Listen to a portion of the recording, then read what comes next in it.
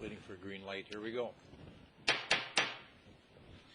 Well, good evening, everyone, and welcome to the Tuesday, December 20, 2011 meeting of the Edina City Council and the Edina Housing and Redevelopment Authority.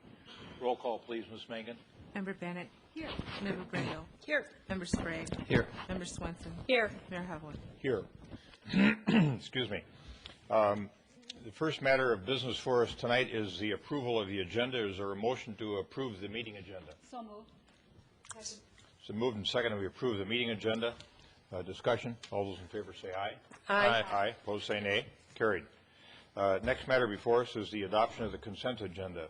Is there anyone on the council that wishes to remove an item from the consent agenda? I do, Your Honor. A and K, please. All right. Member Bennett.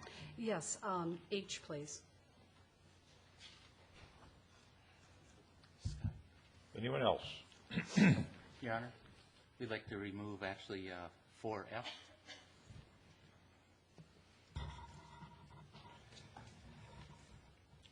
All right. Anything else? All right. With the exception of 4A, F, H, and K, is there a motion to adopt the balance of the consent agenda? So moved. Second. The moved and seconded, we adopt the balance of the consent agenda with the exclusion of A, F, H, and K, which will be heard individually. Discussion. All those in favor say aye. Aye. Opposed say nay. Carried. Member Sprague. Yes, Your Honor. On the minutes, last minute change to 4N, Traffic Safety Committee report of November 2nd, 2011. What page are you on? Page 2. It states, Mr. Houle advised the mapping of traffic complaints was on staff's to-do list for the winter, and my changes would be to add comma and would be completed by the spring.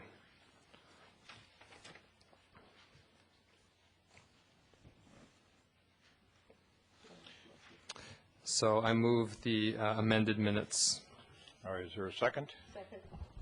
Any other changes, additions, corrections? All right. All those in favor say aye. Aye. Aye. Opposed say nay. Carried. Thank you. Down to 4F. Director Houle. Yep, Mayor and members of the council, in the packet we had a, this is the proposals for engineering services for the 50th and France parking structure improvements. In the packet there was 2 separate proposals, 2 separate agreements, and our city attorney has, since the packet had went out, has since reviewed those proposals, actually has combined them into one proposal that's sitting on the dais tonight in front of you. It's pretty much essentially the same, with a little bit of a tweaking that our city attorney has done on those proposals to bring them into one agreement, and then references the proposals and some of the hourly fee schedules and things like that, if that is it.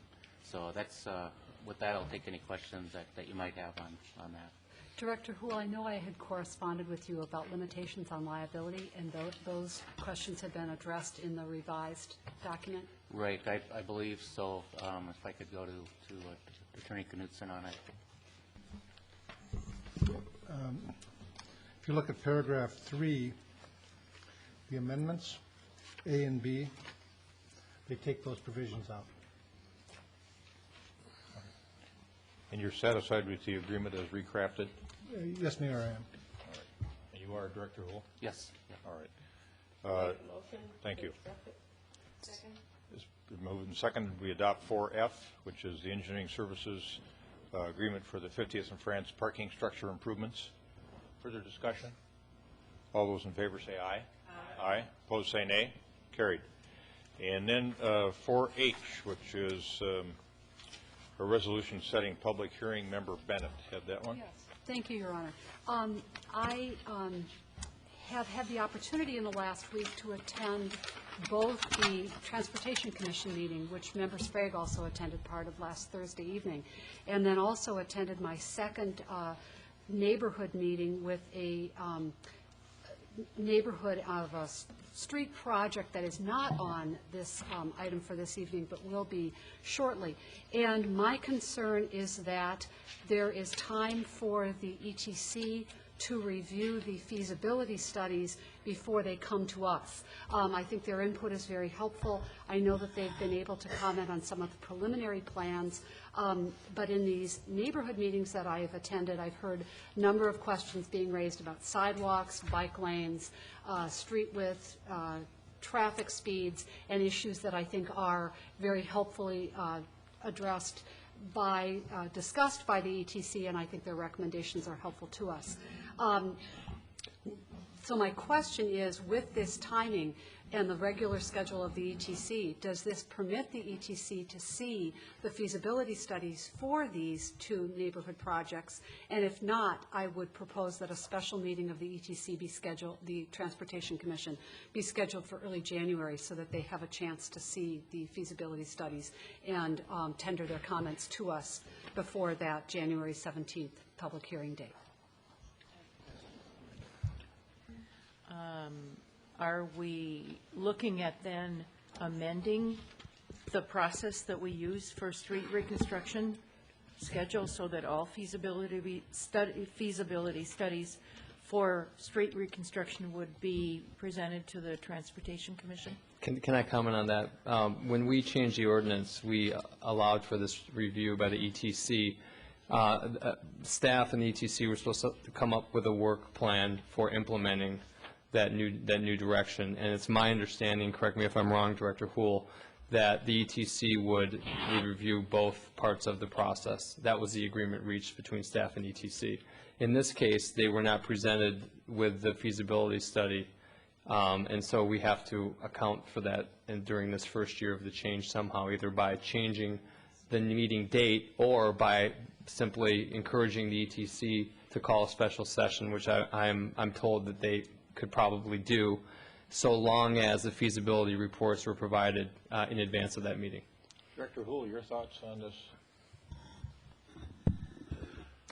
As Councilmember Sprague mentioned, is that this is the first year that we're doing this, so it's a little cumbersome as we're trying to get these public hearings scheduled, informational meetings scheduled.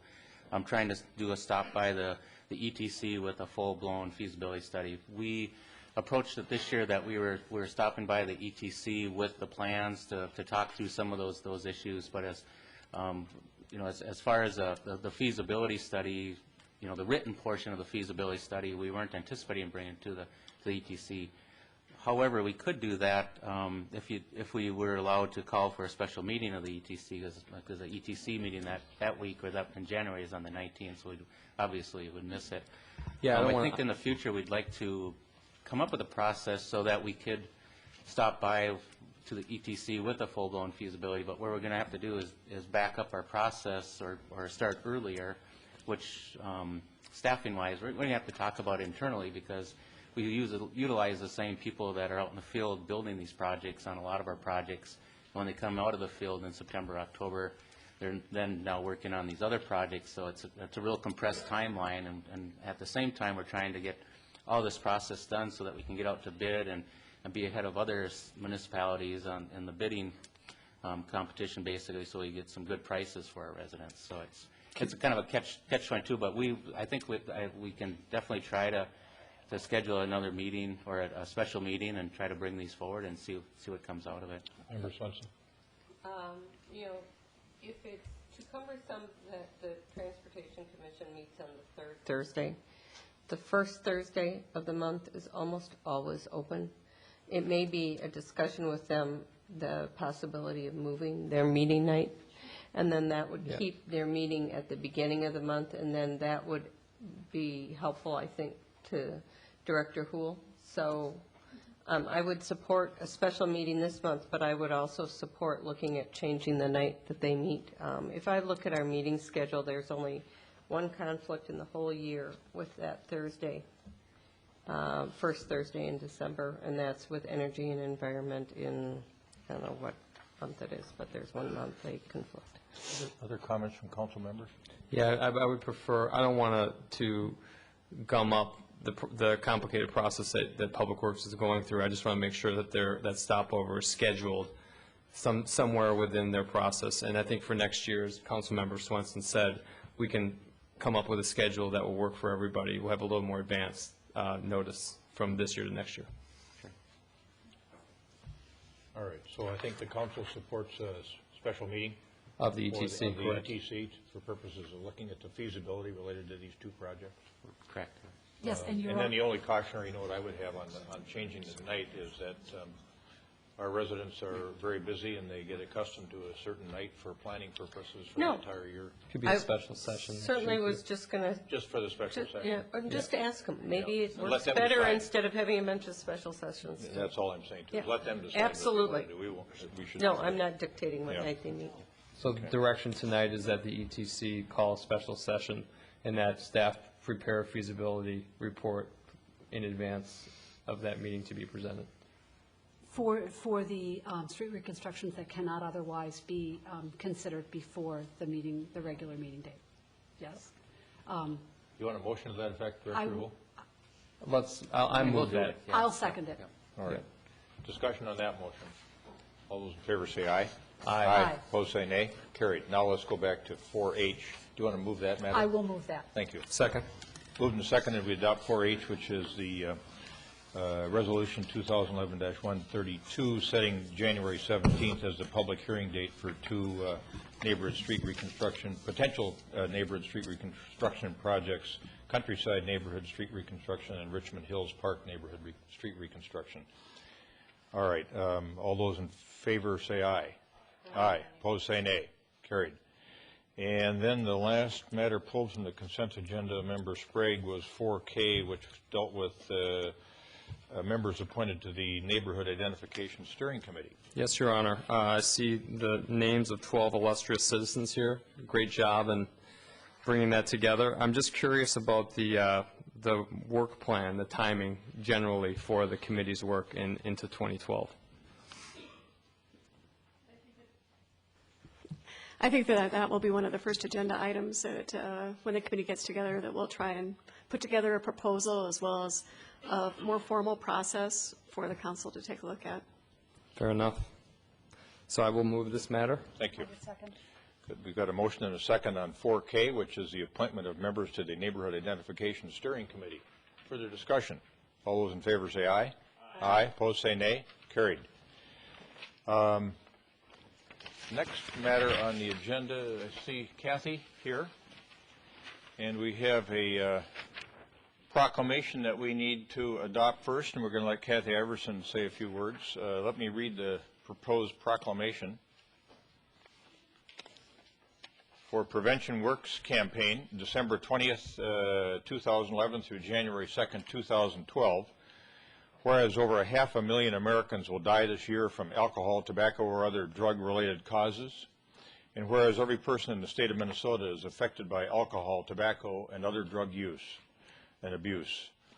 And whereas the human and economic costs associated with alcohol use is an estimated $4.5 billion, which amounts to more than $900 per person in Minnesota. And whereas each year smoking costs Minnesota $1.98 billion in health care costs, which amounts to $393 per person in the state. And whereas prevention and treatment efforts have made major gains in reversing the trend towards more and more alcohol, tobacco, and other drug use in our communities. And whereas alcohol, tobacco, and other drug use are major factors in fires, drowning, rape, and other crimes, school failure, child abuse, injury, disease, violence, and lost productivity. And whereas fetal alcohol spectrum disorders are the leading cause of mental retardation in the United States, yet these disorders are 100% preventable. And whereas business, government, law enforcement, schools, religious institutions, service organizations, neighborhoods, youth, senior citizens, and other individuals are encouraged to demonstrate their commitment to help reduce and prevent alcohol, tobacco, and other drug abuse by wearing and/or displaying the Mothers Against Drunk Driving red ribbon during the Prevention Works campaign. Therefore, be it resolved that the weeks of December 20th, 2011 through January 2nd, 2012 be declared the Prevention Works campaign throughout the City of Edina. Be it further resolved that the council members of the City of Edina support the activities of Prevention Works campaign and the work of the local Substance Abuse Coalition, Edina Chemical Health Partners, and encourage the citizens of the City of Edina to participate in the Prevention Works campaign activities and other alcohol and drug abuse prevention efforts year-round. Is there a motion to adopt the proclamation? So moved. It's been moved and seconded to adopt the Proclamation Prevention Works campaign. Further discussion? All those in favor say aye. Aye. Opposed say nay. Carried. Kathy, welcome. Kathy Iverson, you want to identify yourself, please, for the folks in the audience and at I'm home? Kathy Iverson, and I'm the Chemical Health Specialist for the City of Edina, and I'm also representing the Edina Chemical Health Partners Coalition. It's a substance abuse prevention coalition that has been in Edina since 1981. Each year, we host this Prevention Works campaign featuring the Mothers Against Drunk Driving Red Ribbons, and we distribute them to Edina medical clinics, 18 of them, libraries, the city facilities, including the municipal liquor stores. And as you know, the holiday season is upon us. We are hoping that this red ribbon will be a reminder to all of us to do everything possible to prevent drinking and driving. These ribbons can easily be attached to your car, as you can see on the photos here. And if you don't have an antenna or a windshield wiper you feel comfortable tying it on, go ahead and tie it on a backpack or a computer bag. These ribbons remind us that we are all committed to safe and sober driving. When you are a party host, take the extra steps to protect your guests from drinking and driving, even if it means that they're going to stay the night with you. And if you're a guest, realize that you may have to make the decision, or someone else may have to make the decision that you can't drive home. So be open to having a cab called or having a friend take you home. Keep yourself and others safe, and we wish you all a wonderful holiday. Thank you, Kathy. I've got the proclamation signed up here. Thank you for all the years of good work that you've done in our community, and wish you the best as well. Take care. We're going to move on to the public hearing portion of the agenda. There's a singular public hearing matter tonight. I need to recuse myself from this matter due to a conflict of interest, and I'm going to ask Mayor Pro Tem Ann Swenson to handle this matter for me. I will not participate in the discussion or vote. Okay. Director Houle, do you have this matter?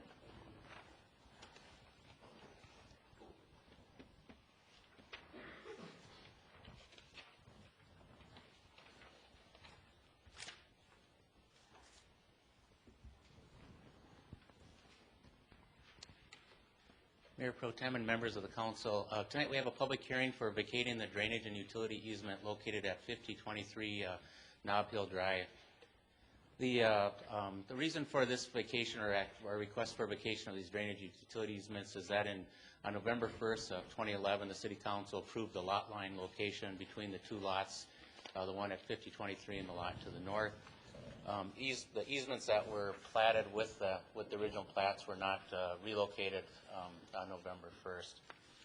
What you see here on this sketch is in the shaded area is the existing easements that are to be relocated or vacated, and then the owners have agreed to designate new drainage and utility easements on the new property line. When we look at these vacation of easements, we kind of canvass all the private utilities and we look at our own utilities, and we've had no objections from any of the private utilities, with the exception of XL Energy that had no response. But if you go back to the main reason for relocating the property line is that the existing home was built over the property line, over the easement, so it's highly unlikely there's a power line going through the easement. With that, staff would recommend that you vote to vacate the utility and drainage easement per resolution 2011-130. That's in your packet, contingent on reestablish the utility and drainage easement on the new property line. With that, I'll take any questions you may have. I have a question, if no one else does. Is the width of the two easements the same, or are they a little bit different now? The existing easements is, I believe there's a 20 and a 5, I believe, on it. The new easements will be the same, 5 foot and a 5 foot easement. Okay, so standard width, nothing that is unusual. That's right. Yep. Okay. Does anyone else have anything else? No, I'll move the issue. Second. Okay, Excuse me, Your Honor. It's a public hearing, so can we, yep, I know, that's okay. So is there anyone in the public that would like to comment on this? Okay, is there, yes, please come to the side microphone and identify yourself.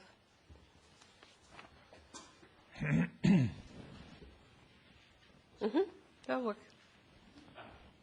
My name is Steve Willett, and I live at 5705 Kemmeridge Drive in Edina, Minnesota.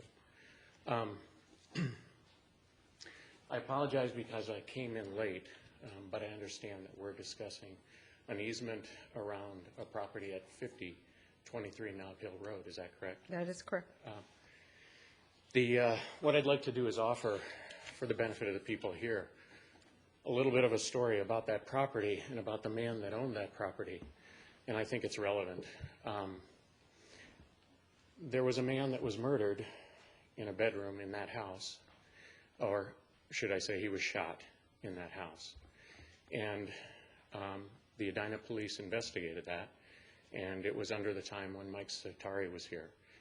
And I believe he did a thorough job, and it was determined that he had committed suicide. But what I'd like to offer for you, especially since this is the Christmas season, is a little bit more about the man that died that night, because I think it's relevant. His name was Jim May, and he built a business here in Minnesota and sold that business. And many people erroneously thought that he sold it for $250 million. And he had an amazing heart and a very giving nature. And in a previous life, I was a business broker, and I sold one of the businesses that he subsequently developed. The business that I sold for him was called Pet Living. And that business maintained products at PetSmarts and other national pet retailers around the country.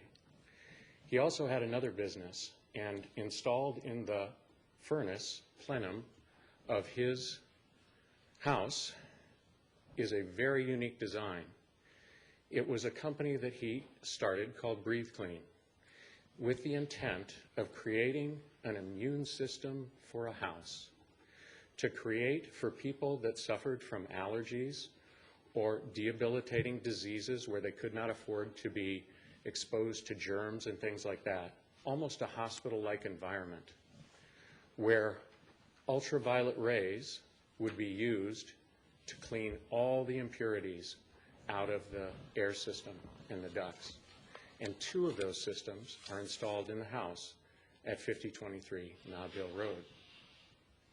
The reason why I mention all this is because many people, and I apologize to his widow, but many people still cannot believe to this day that Jim committed suicide. And the reason for that is because he was such a giving person, and he loved life. But because of that $250 million misinformation, and don't get me wrong, he sold his company for a lot of money, and he was a very wealthy man. But many people took advantage of him. Many, many people. He put millions of dollars into Pet Living and never saw a return on investment. And yet he put products on the shelves that helped hunting dogs, cats, horses, et cetera, et cetera. He put millions of dollars into Breathe Clean and never saw a return on his investment. But many people took advantage of him throughout his life. He also put tens of millions of dollars into a company in downtown Minneapolis, and I won't mention that company. Okay. But he never saw a return from that company either. Your 3 minutes is up, so could you wrap it up in the last sentence, please, Mr. Willett? I will. So what I'd like to say is, Jim, that is now your house. It has a rich history to it. You're about to live in the house where Jim lived. I would ask that you think hard about the life that that man lived and the legacy that perhaps you may someday offer to Edina. because his legacy should be well remembered. Thank you was a for great sharing man. that with us. Thank you. Is there anyone else who'd like to talk about the subject of the lot division at 5023 Nob Hill? Vacation of the easement, sorry. Okay, with that, do we have a motion to close the public hearing? So moved. Second. All those in favor of closing the public hearing, say aye. Aye. Opposed? Public hearing is closed. Are there any other comments or questions on the vacation of easement? I don't think so. We're just doing a simple swap, same Okay. size. Yep, Yep. So I'll move the issue. thank you. Second. Do you have a vote? You want to? It's not a roll. Okay. All those in favor say aye. Aye. Any opposed? Motion carries.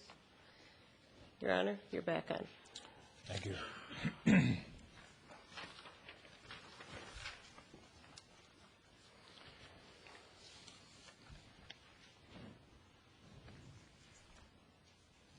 The next matter before us is the, in the reports and, excuse me, we have community comment is the next portion of the agenda. If there's anyone in the audience that wishes to raise a concern or has a question for the council, it doesn't involve anything on the agenda tonight, hasn't been considered by us within the past 30 days, is not scheduled presently for a future agenda, you're welcome to come forward and express the concern to the council. And we will probably, most likely refer the matter to staff. So,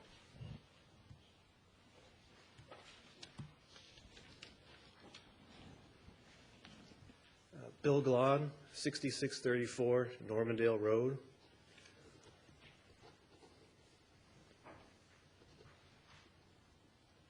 Go ahead. Mr. Mayor. yes, go ahead, Mr. Klein. Mr. Mayor, members of council, did I understand it correctly? You'll be my neighbor? Or did I misunderstand I do not yet own the house. the last sequence? I come before you to talk about the Green Steps program again, but I want to get a little bit more detailed into the heart of the matter. And before I begin, I wanted to say that I truly believe that our efforts to improve our energy mix and the environment here in Edina should be something that brings our community together. And I do hope that my work of the past year on the Energy Working Group has been in that spirit and has helped accomplish that goal.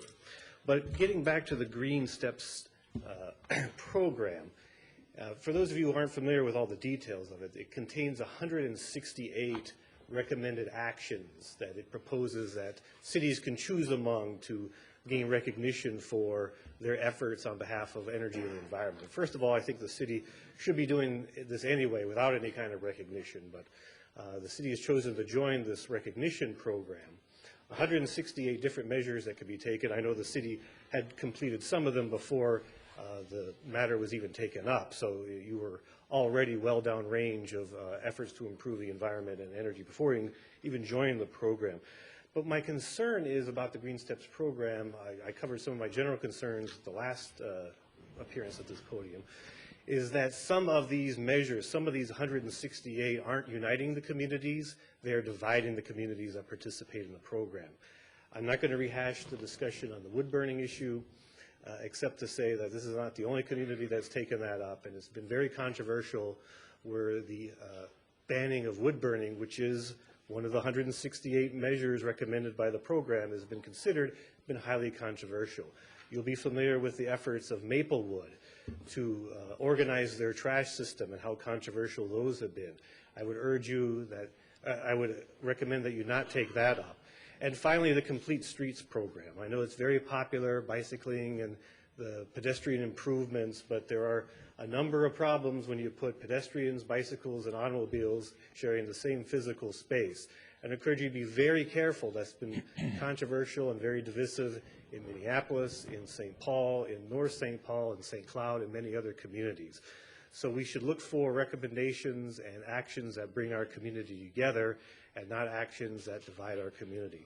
Thank you, and happy holidays. Thank you, Mr. Klein. Anyone else?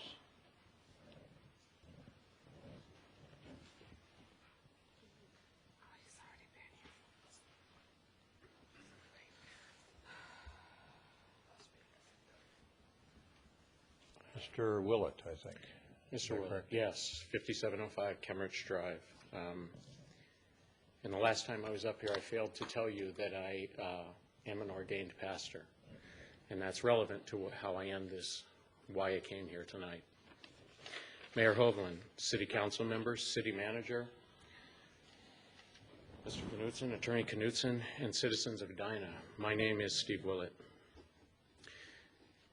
Because of my relationship to a man by the name of David Frauenschuh and his two children, Michelle and Matthew, I am going to curtail my remarks tonight to the specific things which I've written right here.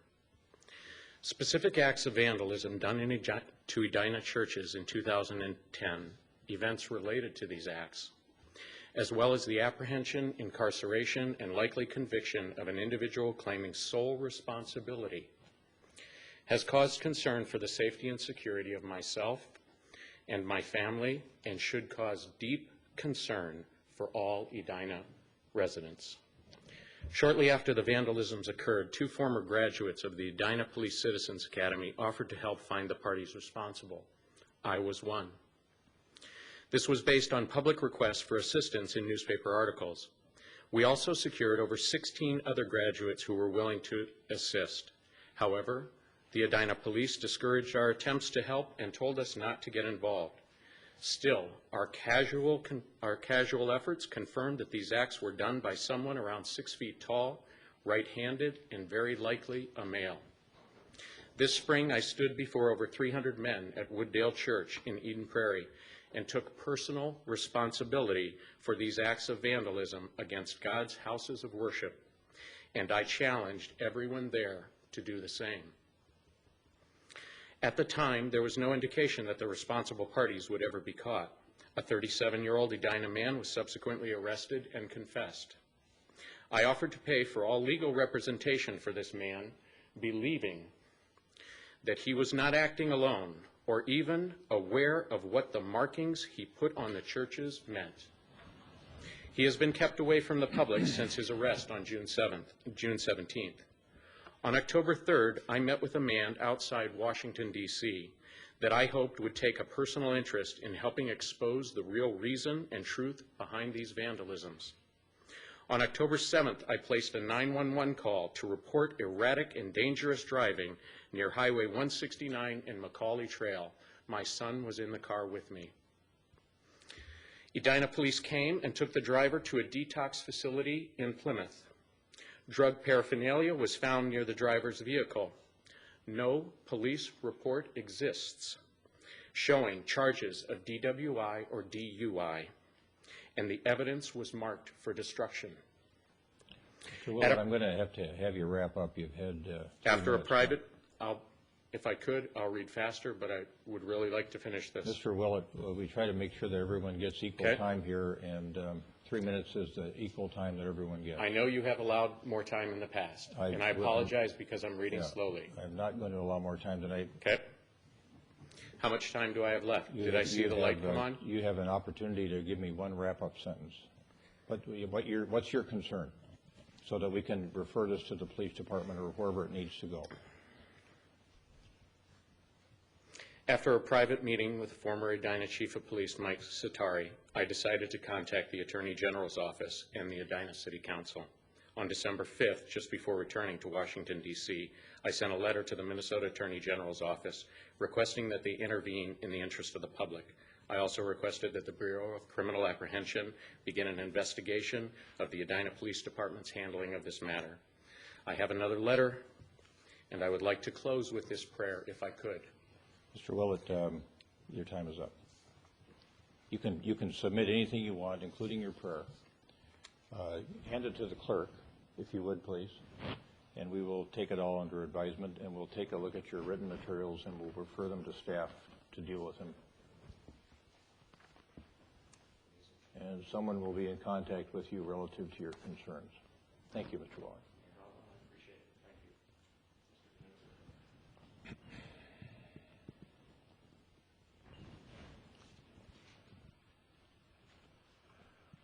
Anyone else? All right, we're going to move along from the community comment portion of the agenda to the reports and recommendations portion of the agenda. The first matter in front of us this evening in that portion of the agenda deals with the appeal of the Edina Park Board decision regarding the Edina Aquatic Center swim team use policy, and I'm going to call on Director Keprios.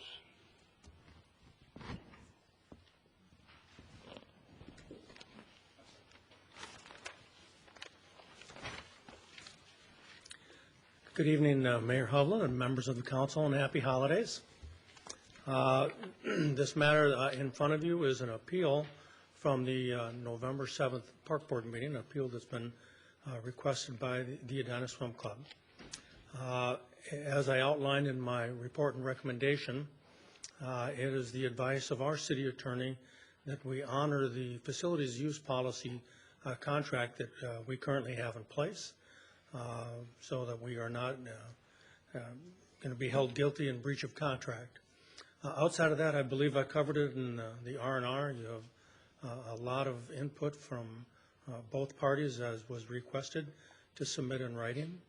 And with that, I would stand to answer any questions you might have. Okay, we've got a couple of pathways, I guess, we could take this evening. And the first suggested thing that I understand from staff is that there's been a contract executed with one of the folks, one of the teams, with Aquajet. And that's for 2012. And the recommendation, Roger, you want to chime in on this? Your recommendation is that we honor that 2012 contract for time usage, which I think is, what, 2 hours a day in the summertime? I don't remember the exact time, but yes. All right. And then secondly is a question of what to do on a longer term basis with respect to some type of policy relating to the facilities use. And we could either have the council deal with that this evening, or we could defer it back to the park board. Is that correct? That's your call. All right. Member Swenson, I think, has either some questions or comments for you relative to this matter. We would defer it back to the park board if they hadn't already made a decision on it, but they did take a decision on this last time, and the swim club has asked us to review their decision. So I think we are called upon to make that review tonight and make a decision. So I would suggest that as a body, that's what we do. And my recommendation would be that we recognize the Edina Swim Club as our primary swim club, and we give them the same rights that we give all of our other primary athletic associations. We do this as a city because we ask that these groups fulfill the need for these athletic events within our community. And as part of that, we offer them the ability to get the fields, the pool, the rinks that they need to do that. And so I would make a motion that we recognize the Edina Swim Club as our primary club, and that we give them pool time accordingly, and if they don't need it, they have first right of refusal, then we bid it out like we do anything else. All right, do we have a second on that for discussion purposes? Member Swenson, I understand the substance of your motion, but I think... You know, it doesn't need to be in a motion. It can just be I'd rather that we have a discussion before we put a motion forward. I think the first question is, should we as a body tackle this evening? And I agree, we should take it on. Actually, the park board decided that they wanted more time. They were unclear, and that's why they deferred it back to staff. So we could give it back to them to study it further, but I think we're going to keep a lot of people's anxiety high, and I have enough information before me to make an educated decision tonight and resolve the issue. The issue that it came up on obviously is a moot point because, as Roger has said, the permits have been issued and 2012 is a done deal. So the policy decision we make tonight would be going forward. And personally, I am glad that the policy decision has been delayed. I would have supported, because of the 10 years of history here with both tenants in place, I think it would have created a hardship to take action on a brand new policy direction within just a few months of the swim season starting. So I think the delay worked in the favor of equity in this situation. But Before we get to the substantive part of the policy decision, can you give me a little bit of history on the Youth Sports Task Force, what the findings and conclusions were of that body, and how that fits in your mind into the universe of how we allocate access at our facilities? Thank you, Member Sprague, and members of the council. A youth sports task force was formed at the direction of the council that was handled through the park board. And through about, I want to say, 13 months of study and community input, one of their final findings was it serves the city's and the residents' best interest to recognize one body for each organized athletic association for that particular sport. The council has actually moved and passed on that recommendation. So that exists today, and the Edina Swim Club back then was the recognized body for the sport of swimming. Now, what hasn't happened for the swim club since then is we don't have an access to public facilities policy specifically for the Edina Aquatic Center. We have since then developed two other written policies the park board has recommended and that the city council has approved. One document that grants priority access to athletic fields and hockey rinks, and another one that grants priority access to gymnasiums, both the city gyms and the gymnasiums that the school districts empowers us to then permit to our recognized athletic associations that are gym sports specific. So with that, you have already identified the Edina Swim Club as the recognized body. What we don't have in place is a access to public facilities policy specifically for the Edina Aquatic Center. So when the matter came forward, it sort of called for and demanded that we establish a policy. So we're breaking new ground. We don't have an access to public facilities policy for any of our enterprise facilities, and they are slightly different than our Pamela Parks and Lewis Parks of the world. These are business enterprise facilities, so we're breaking a little new ground here. But we did provide from staff a recommendation to the park board at their November meeting, and like you said earlier, they didn't feel they had quite enough information to act on it at that meeting. Okay, and then tell me about the documentation that came out of the task force. There's a youth sports relation document that has been discussed and mentioned by both sides. Can you tell me a little bit about that and what the current allocations are under that document for our recognized teams? Thank you, Member Sprague, members of the council. The relationship document really identifies what is clearly the relationship between the city of Edina and these independently incorporated youth athletic associations. It identifies what is strongly recommended. It identifies what is actually required as far as background checks and whatnot, and also requires them to submit their financial statements and to carry a minimum amount of insurance. So with that, that carries on to the access to public facilities policy that was carried on after the Youth Sports Task Force work was done. But the relationship document, I think, does a really nice job, and the people that worked on it did an excellent job of identifying what that relationship is and also identify the value that it brings to the residents of Edina and what a public good it really is. But under the, I guess it's Appendix 1-2 definition of Edina Youth Athletic Associations, it says to qualify and be identified as an Edina Youth Athletic Association, the organization must meet the following requirements. 1, 90% Edina residents. Now, as I understand it, the swim club has not traditionally met that for various reasons, one of which is swimming is that sport is carried out and executed and attracts people in a different way. So in the other facilities, is it the 90% requirement that has been used? The 90% requirement was established by the Youth Sports Task Force because all associations met it at the time.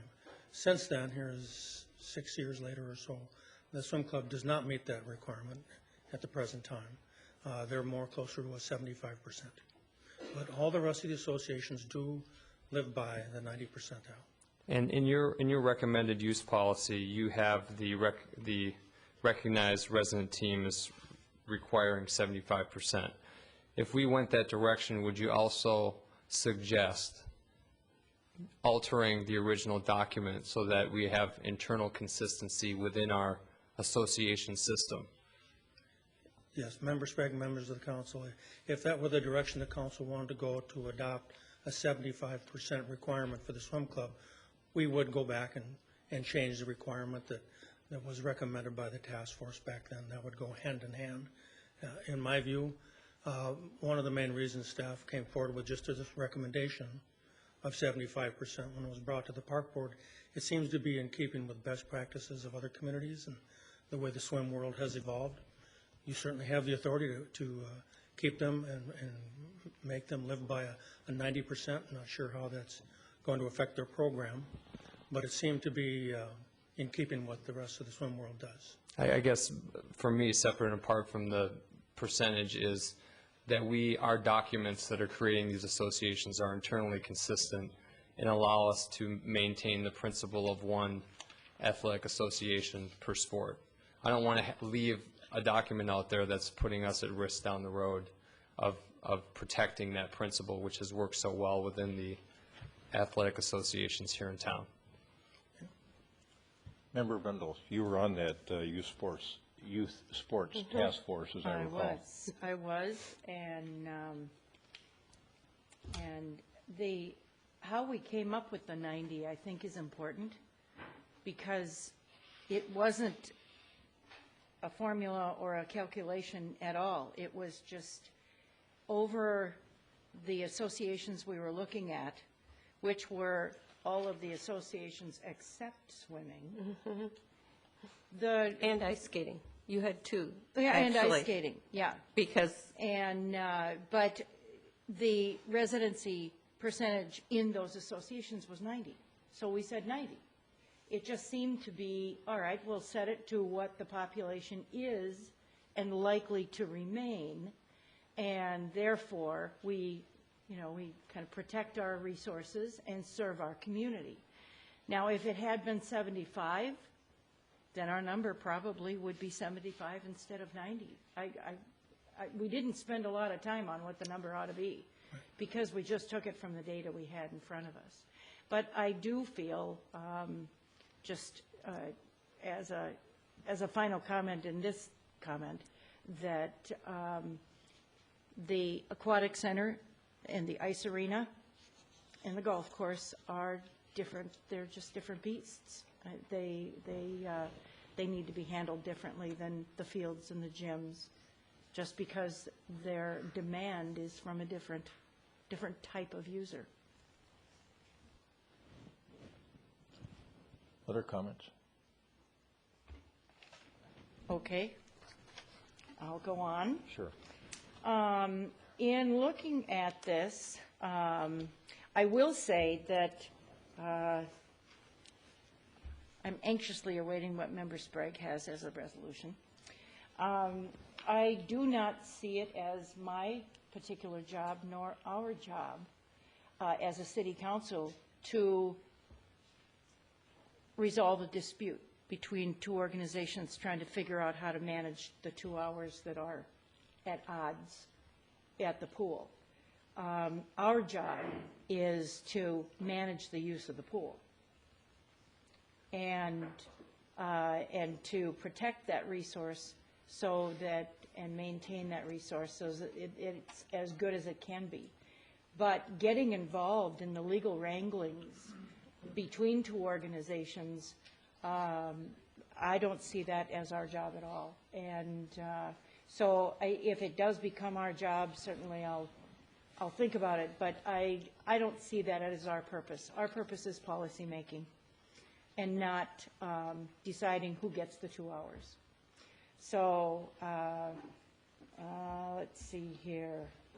That's really the crux of how I ended my thinking on this today, and looking forward to this discussion. So I'll open it up. All right. Member Bennett. Thank you. I agree with Member Brindle that the City Council's job is policy making, and it appears to have been a long-standing policy adopted by a council previous to my coming on board that there is a youth sports document that governs the relationship between the youth sports associations, which conduct their programs in lieu of the city providing those programs directly through its own Park and Recreation Department. It's my understanding that the city is authorized by state statute to do that, and then authorized to establish the relationships and develop the policy as it sees fit and has done. It also appears to be a longstanding policy that is of general application, that there is one recognized body per sport. As someone whose children play different sports, that makes sense to me. I was aware at the time that my younger son played basketball that there were organizations that were in ardent competition for talented players, but there also was a hometown team, as it were. And one of the things that was of special benefit, I think of public benefit with that Edina organization, is the all-comer nature of it. While other organizations may have been competing for elite players, every child had an opportunity to play for the recognized sports association. And if that, I've combed very carefully through our youth sports documents, I agree that they need to be consistent, they need to be followed, and I would like to see them visited, possibly simplified. With all due respect, Member Brindle, it gets there. I think you all were very, very thoughtful, and I think there are some things in that, but all policies, I think, benefit from reexamination, and I think that about 5-6 years down the road is probably a very good time to reexamine those. But I do, again, see the great benefit in one recognized organization per sport. I think that that has served the city well. I think it's I think it precedes the youth sports arrangement, those documents and those policies, and I'd like to see that policy continued. Hearing Member Brindle's recollections of how that percentage was arrived at, it seems from some of the correspondence we've received, some concerns raised about using just percentage as a criteria. And I can see the point in that. You could have very small membership that's 90% and a larger membership that's a lower percentage. So I think looking at a combination of total membership as well as percentage going forward in terms of reexamining the policy would be helpful. I also think that it's very important that the recognized associations do provide that opportunity for all comers, for all children. And I have not heard that the Edina Swim Club, the currently recognized association, does not do that. Yep, they do. Right. Thank you. All right. I'll make a couple of quick comments. With regard to 2012, I think we are legally bound and morally bound on what I would call a short-term basis to honor that agreement that was struck with the Aquajets. On a longer-term basis, I remember when you did all that work, Member Brindle, I remember sitting in on a few of your meetings. The dais was filled up here with people that were serving from our town. You were taking testimony. I don't know how many months you worked to come up with these policies that affirm what has historically been in place, where we have had policies that were intended to create a hierarchy of priorities favoring designated Edina Youth Sports Associations. We've had it in soccer, we've had it in basketball, we've had it in football, we've had it in baseball, and I think it's appropriate here as well. Despite the fact that I see a great number of kids swimming for the Aquajets, I just think that this, what I expect our council will do tonight is something that's consistent with what's been done in the past, and that's recognizing one predominant organization for each sport, and we need to do that, I think, for swimming as well. So those are my compressed thoughts. Member Sprague. I just talked to Director Caparros just about the history of this entire thing and youth sports associations, and our universe of youth sports is working very well based on this principle. Basically, it's a monopoly to the home team. I mean, that's what it is. So if that principle has been working, we've got to find a way to make ourselves internally consistent on that basis without being inequitable. And the change of fate here with the permit being signed for me was the equity part that made it more palatable, because they're on notice. When we had this task force I think all the associations and all the sports out there were on notice that there were going to be some real significant changes to priority scheduling. And in this case, it came up so quick, I don't believe the Aquajets had fair notice to react and find an additional space. So again, that point is moot, but I think it's a positive outcome in terms of the fairness of the ultimate decision. We want to notify when we're making a tact in policy like this to other parties involved exactly what's going to be going on.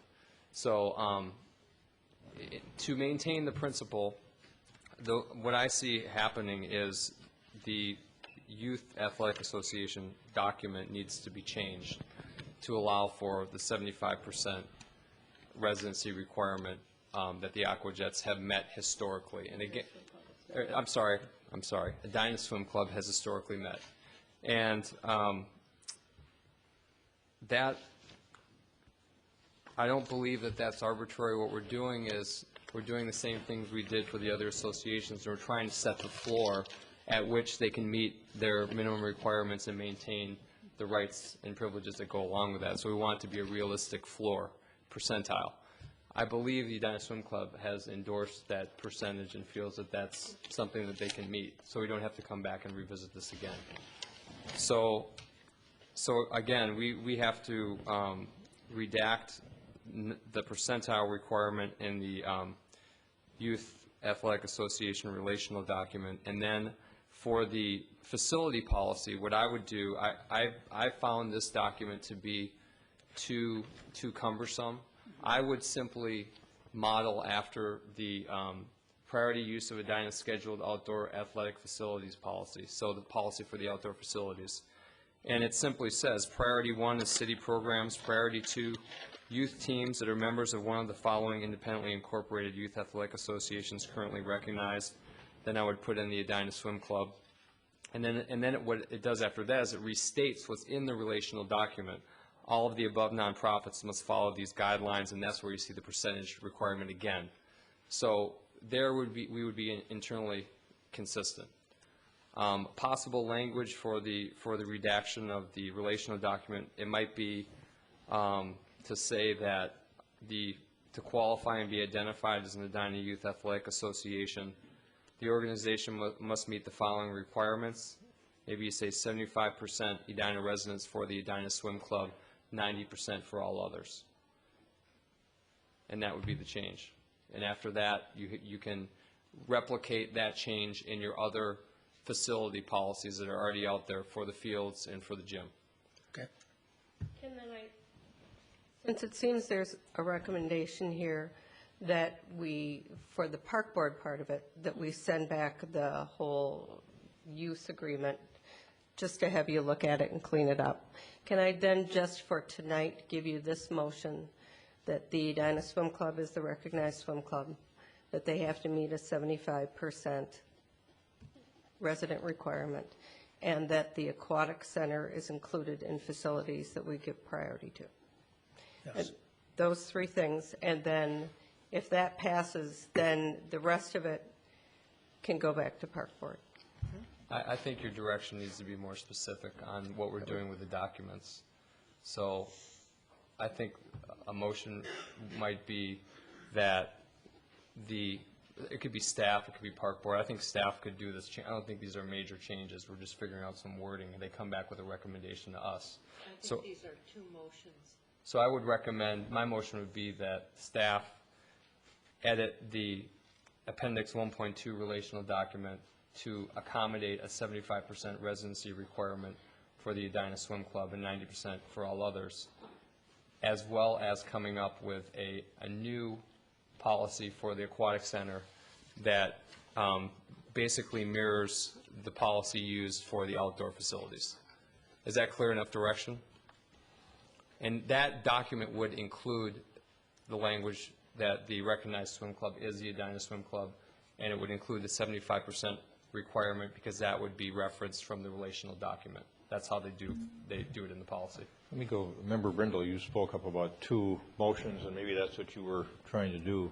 What are the motions that you think would be appropriate? Well, no, I thought it was two separate motions that we were discussing. It just seems like they're distinct, that we recognize Edina Swim Club as the as the primary organization related to the aquatic center. And then we have a separate motion on the change to policy.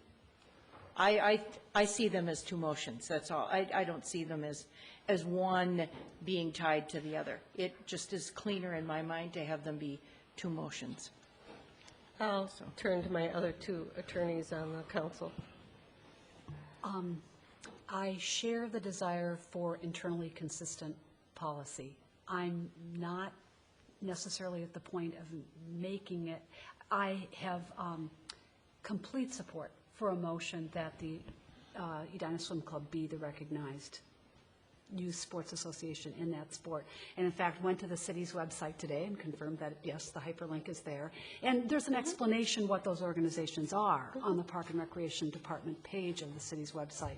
In addition, in following that hyperlink to the Edina Swim Club page, there's a disclaimer on that page about its relationship, that it's not a function of either the school district or the city, but that it does work with both.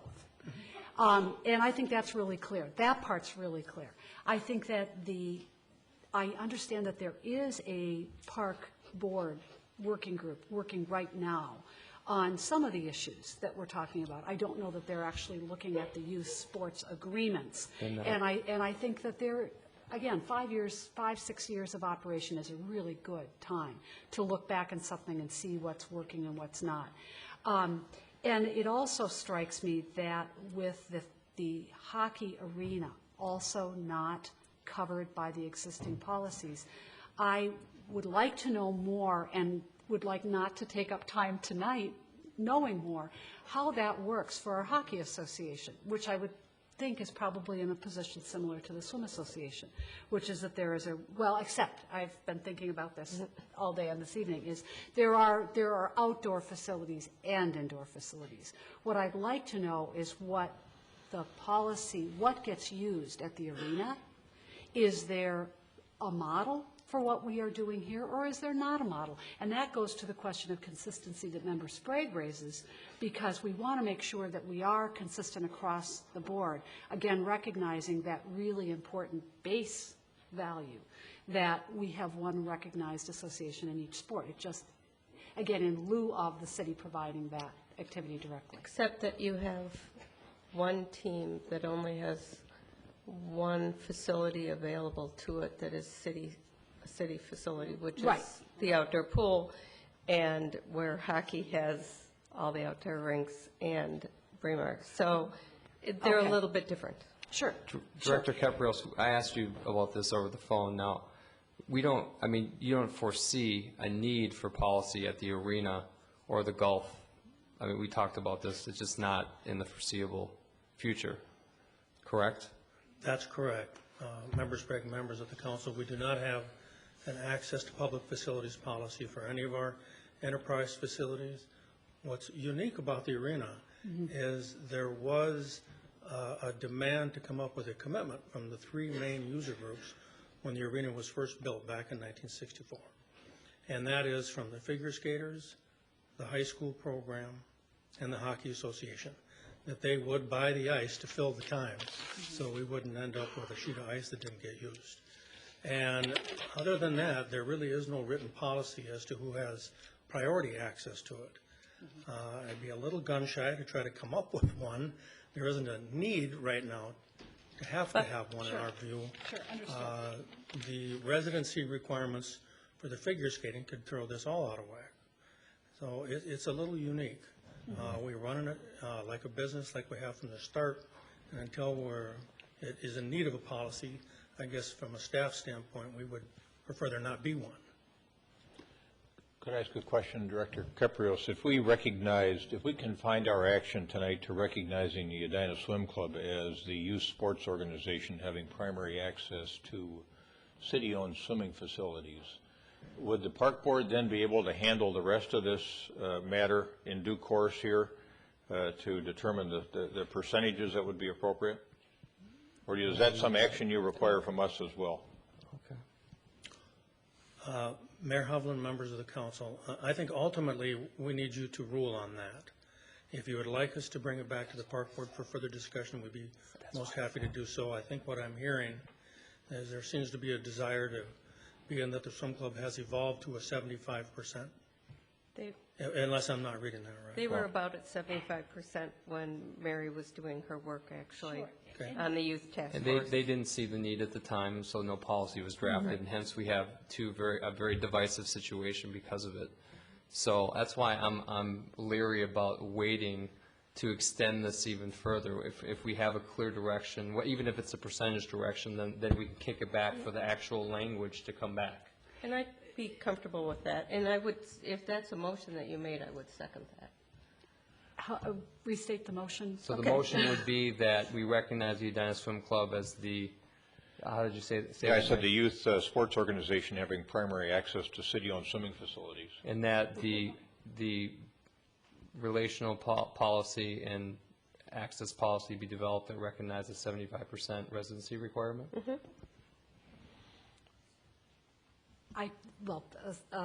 Possible alternative motion. That's a form of a motion. And I second that, so Second, let's go ahead. hear. Okay. Do you have My alternative motion, possibly alternative, would be that the Edina Swim Club is the recognized youth sports association for swimming, and that it has the same rights and responsibilities that each other or every other recognized youth sports association has. And then that allows us to do the other things that we need to do with those documents this year in terms of any work with, because 75%, again, simply stating it as a percentage may or may not be, it's legislation to address one need. It's not necessarily providing that consistency that I think you desire going forward. But I do see a very strong need for consistency with, again, the same rights and responsibilities that we give other associations, which does include priority use. But they're already subject to the documents. They are the recognized association. It's in the youth relational document. So to me, that's redundant. Their duties, their privileges is already in the document. What we're lacking is recognize the reality that they have a 75% floor on their membership. That was known at the time. It was not addressed because no one thought it would be an issue.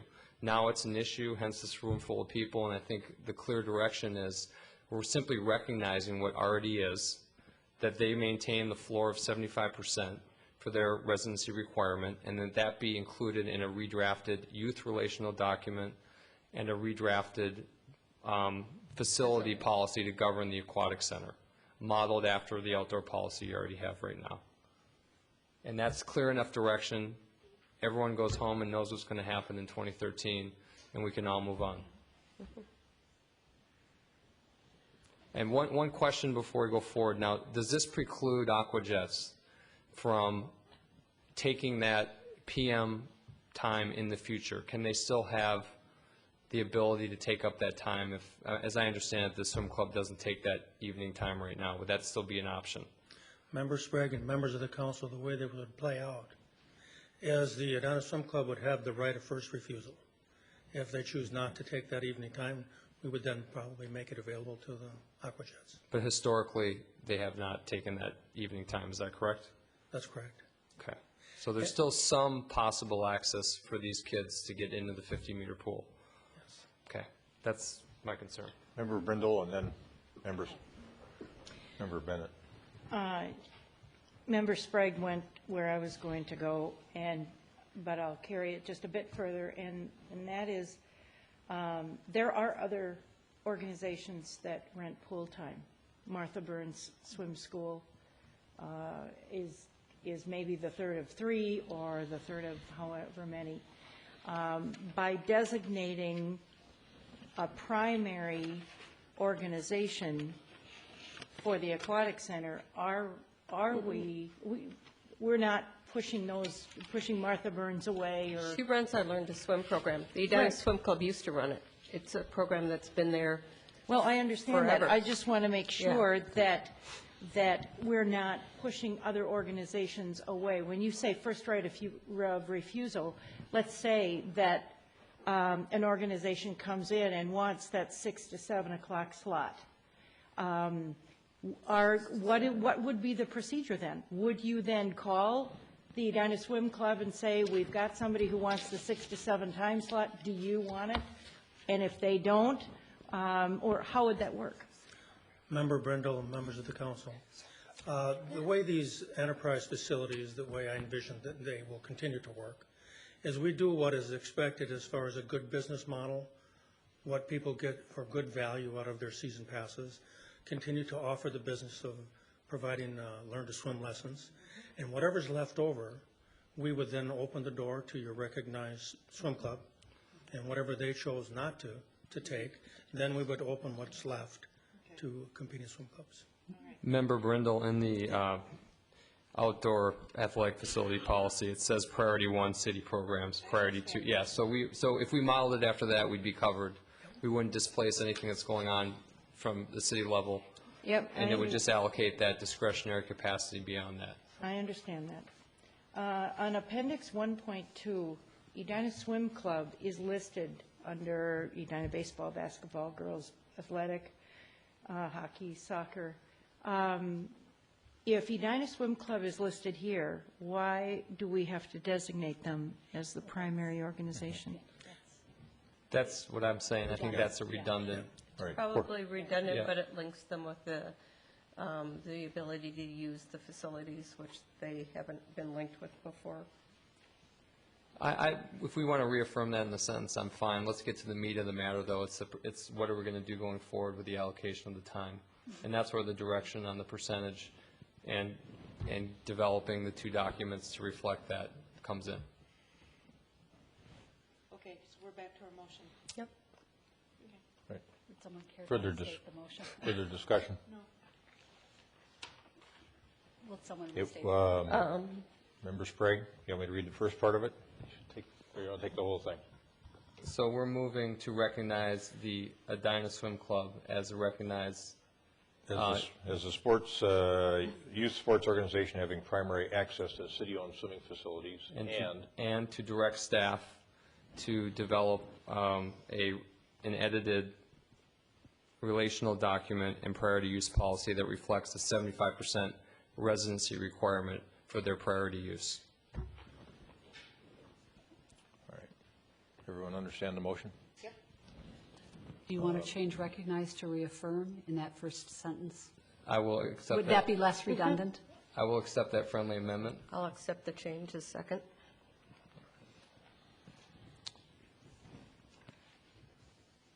Everyone understand the motion? Yep. Okay. All those in favor say aye. Aye. Aye. Opposed say nay. Carried. Thanks, folks. It's a tough issue. Thanks for your patience. And thanks for all your input. It was very helpful.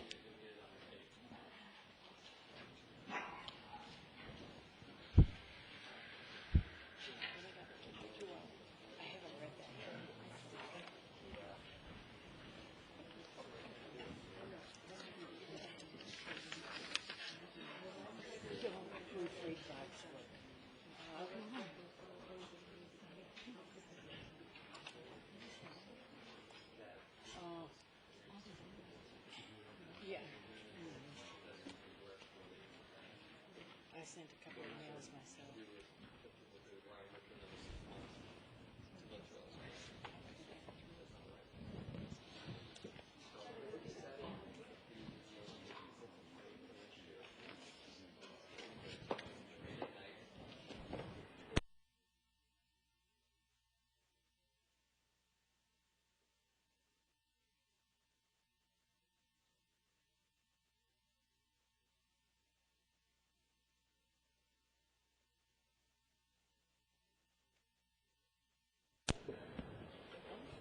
All right, the next matter we have before us is Resolution 2011-128, setting the 2012 tax levy and adopting the 2012 operating budget.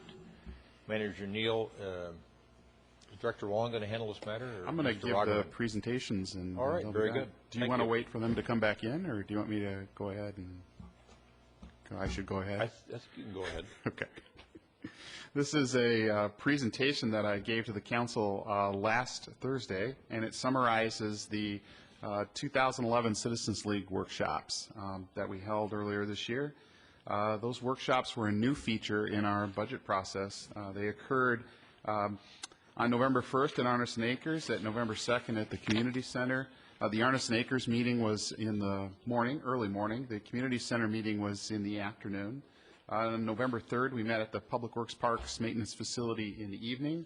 And then we had a larger meeting later in the month as we thought about new ways to notify the public and really do a little bit better marketing of the meeting. We held a fourth meeting, which was in addition to the three that we had planned when we started this venture at the Braemar Golf Course on the 29th. We had 43 unique people that participated in the 4 meetings. Some of their demographics, 57% of them had lived in Edina for 21 or more years. 71% did not have kids currently in the Edina School District. And that data is pretty representative of our public as a whole, as is that 80% of them own their own homes. 70% of age 50 or higher is a little bit of an older demographic than the median age in the city, but and they were also geographically balanced where they were from. We went over really 4 areas with the group. We didn't just say, what do you think the budget ought to be? We actually went into a little bit of an educational process about what our plan was to use the unreserved cash balance for the upcoming year, what our cost recovery subsidy levels are for our recreation enterprises, or our enterprises as a group, what they thought of our property tax levels, and then finally to give us a general budget direction for the future. The findings from the Citizens League staff who prepared the report that's been distributed to the council and available on our website, that the participants were highly engaged, and if you had a chance to go to one of the meetings, you saw that firsthand, and they appreciated the opportunity to be involved in the process and to share their thoughts with us. They did ask, I think the general findings were that the cash balance plan should be amended, and I'll talk about that in a little bit.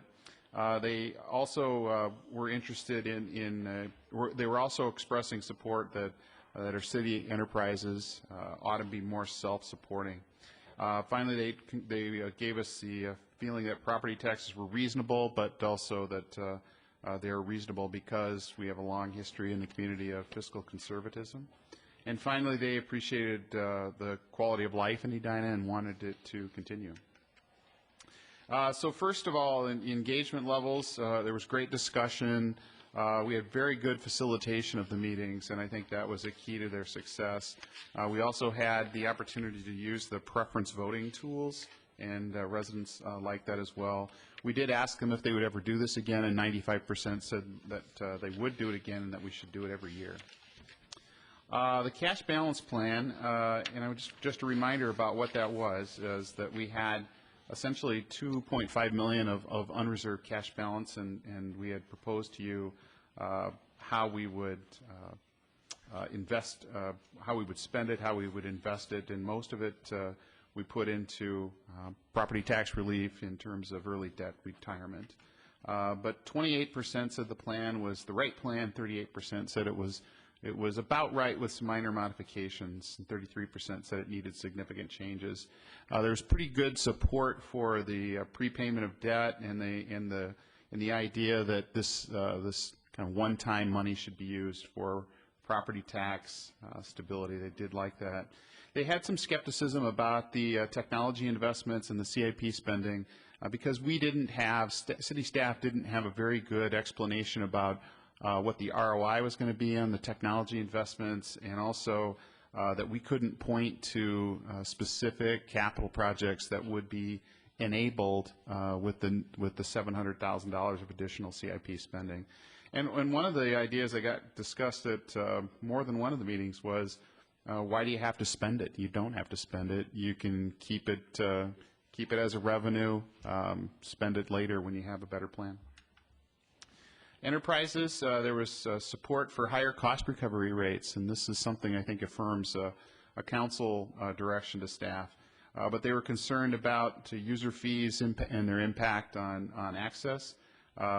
we presented some ideas to them on non-user fee revenue sources, and there was support for some, but not overwhelming majorities. I think there were strong majorities, but there was some significant concern about how much non-user fee revenue, like sponsorships and advertising, we should take in. And in general, there was support for use of the liquor store revenues to cover our enterprise subsidy needs. Finding 4, taxes are reasonable. 30% said that Edina City property taxes are reasonable. 7.5 said they're high, but we get a good deal. These are, remember, I think I mentioned in the previous presentation, these are forced choices. So the people that were casting a vote for a particular choice, they had to fit their choice into these particular statements. So they're giving you the statement that best reflects what they feel.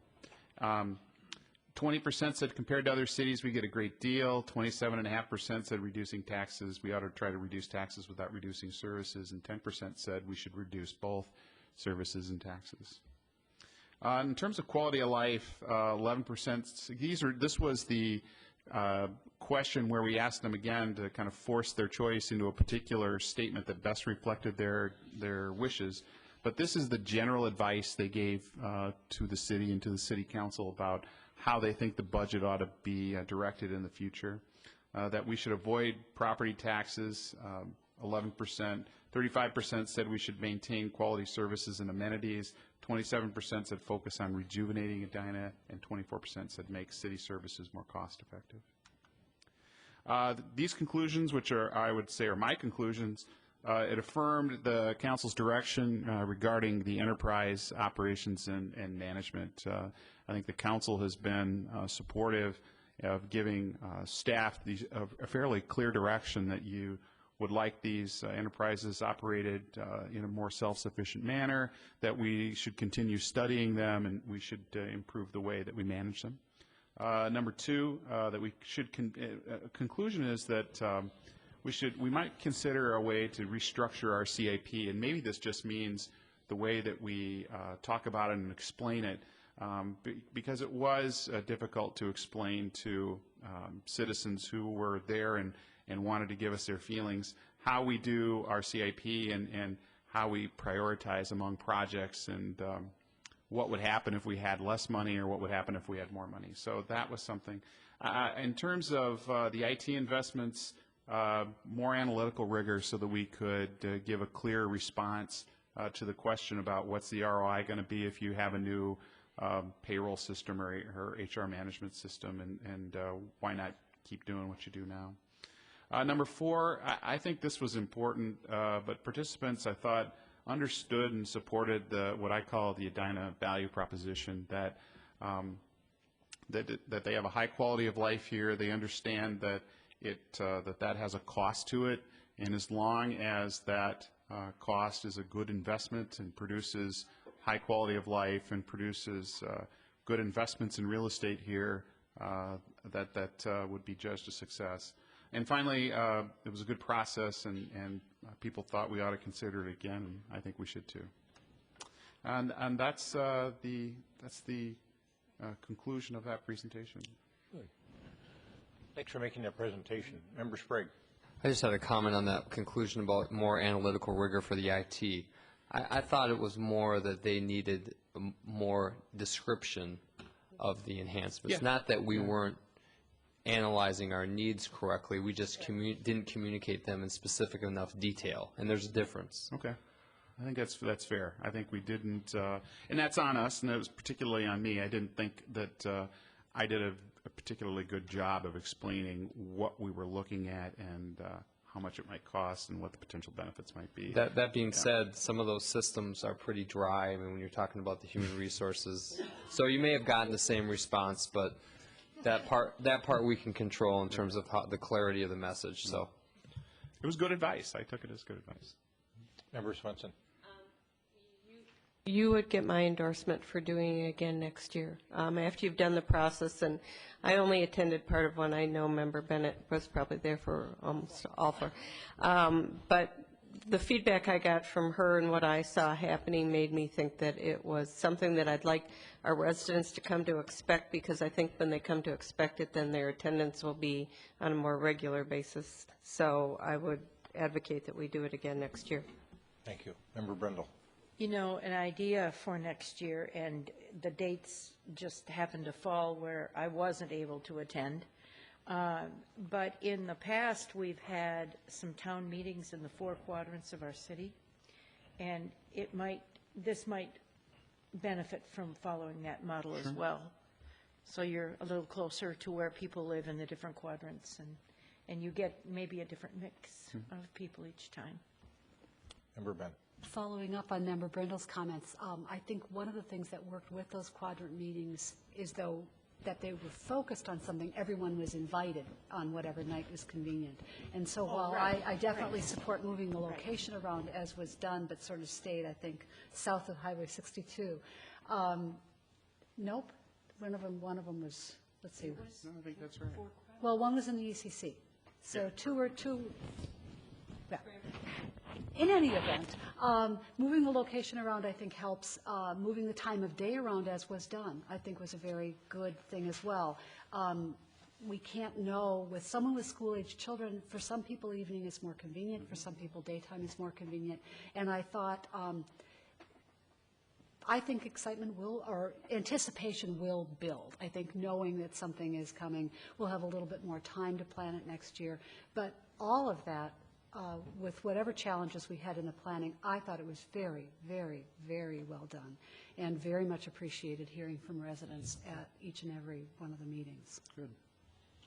I thought Stacy Becker from the Citizens League did a terrific job on the sessions that I sat in on, and I affirm what Member Swenson said, and I think what all of us think, and that is that we should do it again. The years I've been on the council, and this year was indicative, we had our public hearing on the 7th of December, as I recall, and no one came. And that's the way it's been for many years, and this was our attempt to reach out into the population, and we got pretty good turnout, not as good as I think any of us hoped for, but I think it'll grow. And I think it's a good process, and it helps us with some really decent input. So. Yeah, Mayor, I think with all of our public engagement strategies, it's all multimodal at this point. You know, we reach different demographics with different tools, and we can't really rely on just one. So here we're adding to our repertoire this year by having these focus groups or workshops, in addition to the first ever online budget forum as well, and I agree, it'll grow over time as people in those specific groups become aware of the tools that are out there available. And I think we learned some lessons about how we might market the event better as well. So we'll do it better next time. I don't want to let the staff slip by unrecognized either. Yourself included. You were at every one of these meetings. You helped facilitate all of them, did a wonderful job, and all the staff that supported you were terrific as well. So thanks very much for that work. Assistant Finance Director Rogman, I believe, is also at all 4, and Susan Hull from staff also. Yep. Susan Hull in particular did some great support work, you know, to make sure that the rooms were set up and everything was ready to go, and so that Eric and I and Karen could just kind of waltz in and do our thing, and so that she did a very nice job. Good, thank you. And all right, we've got another presentation, and you've also seen this one as well. I think I cut it down just a bit. This is the presentation, budget presentation. Again, this is sort of the process that we went through this past year, and we are at the end of that process, the 12th step. These are the budget priorities we've talked about before. Transparency, tax levy growth, connecting or at least being less than CPI, property tax relief through accelerated debt payments, status quo for existing services, again, the enterprise reference, a new development in the economic development world, asset protection, environmental protection, and technology investments. This is what our general fund revenues look like. This is where they come from. You can see the biggest piece of that bar in each one of those years is blue, and that's the property tax section.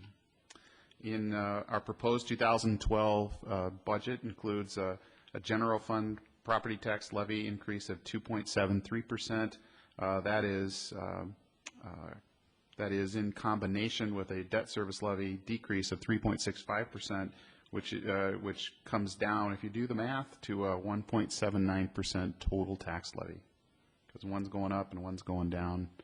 They're not equal in terms of their impact. So that's how the math gets done. This is our property tax levy history, brief history in terms of those two levies and how they've interacted. This is the property tax levy bar chart that you can compare back to 2003. And this is what that data looks like if you put the CPI on top of it. This is the Consumer Price Index for all urban consumers.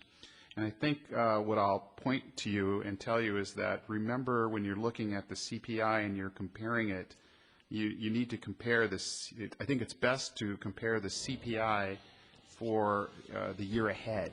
So if you're looking at what the CPI was in 2010, for example, you see that blue bar is right in between 1 and 2, so it was like 1.5% that year. Remember, that's the number that we were thinking about, or you were thinking about when you were doing the 2011 budget. So it has that kind of delay to it. When we're thinking about the 2012 budget, we're looking at a CPI that is in the 3.5 range. So that's impacting how we view what our levy is going to be for the year ahead. Member Swenson. There was one, I didn't know if you're going to bring this figure up. There was one thing that the mayor told me when I talked to him in the last few days was our employee count in 2009 and our employee count when we're done with what we're going to do for employees for the coming year. Can you give me those two figures? I can. The number I believe in 2009 was 2008. In one of those 2 years, yeah. It was 280, and it's 275 right now. It's a bit of a dynamic number, and that number is the full-time employee positions that we have, and we're proposing it to be 278. Okay, so we're still 2 full-time equivalents below where we were in 2008 or 9. Right. Okay. I think that's important to remember, as you know, because we have employees come and then we hire new ones, and they actually are replacing ones that are leaving often, or sometimes they leave and we don't replace them. So I think it's important to our residents that they understand that we've really worked hard, as you guys have, to keep, because 70-some% of our budget is employees. One of those positions is programmed in our general fund. One is programmed, the proposed positions. One is programmed from the Centennial TIF District, or the HRA, I suppose I'll call it, and the other is from the Stormwater Fund. This is the impact of the proposed budget on a single-family residential homestead. The median value is the one that's highlighted here. Would propose to go from a city tax right now of $1,039 to a city tax of $1,067 for a $28 difference, or a 2.7% increase. This is that same, this is the same proposal, the same budget proposal, and its impact on the median family, or excuse me, the median CI property, commercial industrial property, which is $1.5 million. The tax paid by that city tax paid by that taxpayer in 2011 is $4,809, and the proposal will increase that to $5,207. That's a $398 increase, or 8.3%. And as we talked about before, the City Council doesn't have any ability to change these percentages. It's the way the tax system works, and that's why they're different from a residential taxpayer to a commercial taxpayer. These are the property tax impacts of the proposed 2012 city budget. So almost, well, 5,700, over 5,700 parcels will see a decrease in their property taxes. And if you add those two categories together, 95% of our residents will see either anywhere from a 4.9% increase to 0. So that really is where the bulk of our property taxpayers are on the residential side. Again, I showed you this table before. We'll probably put it on a piece of paper and hang it outside of City Hall. This is our tax comparison to our neighbors, all of the neighbors that surround Edina. Spring cover of About Town. We'll do our best. Property tax relief. We talked a little bit last Thursday about property tax relief. There is property tax relief in the 2012 city budget. The council has, at least at this point, proposed to allocate $378,000 against the 2012 debt service levy that buys that levy down and provides tax relief. We have proposed $155,000 of what I would call intermediate tax relief through prepaying some special assessments, and long-term tax relief by allocating $950,000 to prepaying some bonds. The impact of those decisions is that it takes a proposed, a possible levy of 3.26% down to 1.79%, where we are tonight. And that reduces the tax burden on the median single-family home from $1,083 to $1,067, which is the proposal tonight. And the proposed tax impact on that same home from a $44 increase on an annual basis to a $28 increase on an annual basis. So that's kind of the impact of those tax relief decisions. These are the Edina Law enterprises. So this is the enterprise group, and you can see our operating revenue, operating expenses by the lot, kind of in a highly summarized format for each one of those, but also as a group. This is what that number looks like in a bar graph. The dominant color, again, is the blue color, and that is the liquor fund. This is our profile. So this is the tax-supported debt of the city. And you can see that debt went up in 2009 and continues kind of stair-stepping down to 2020. That is the current debt that is on the books and payable by the city. That doesn't include any future issues, and we know we'll do future issues because the public project debt in the blue is this, I believe, the special assessment debt, is it not, John? Public projects. Public project is right now the gymnasium. Okay. These are the annual debt service payments that are reflected in that debt payment, so that debt service schedule. So you can see they also kind of stair-step down, not quite at the same rate as the payment, and that's just because of the way the payments are structured. So I've got 3 slides here of summary. I've got 3 slides here of summary of what this budget does in kind of broad form.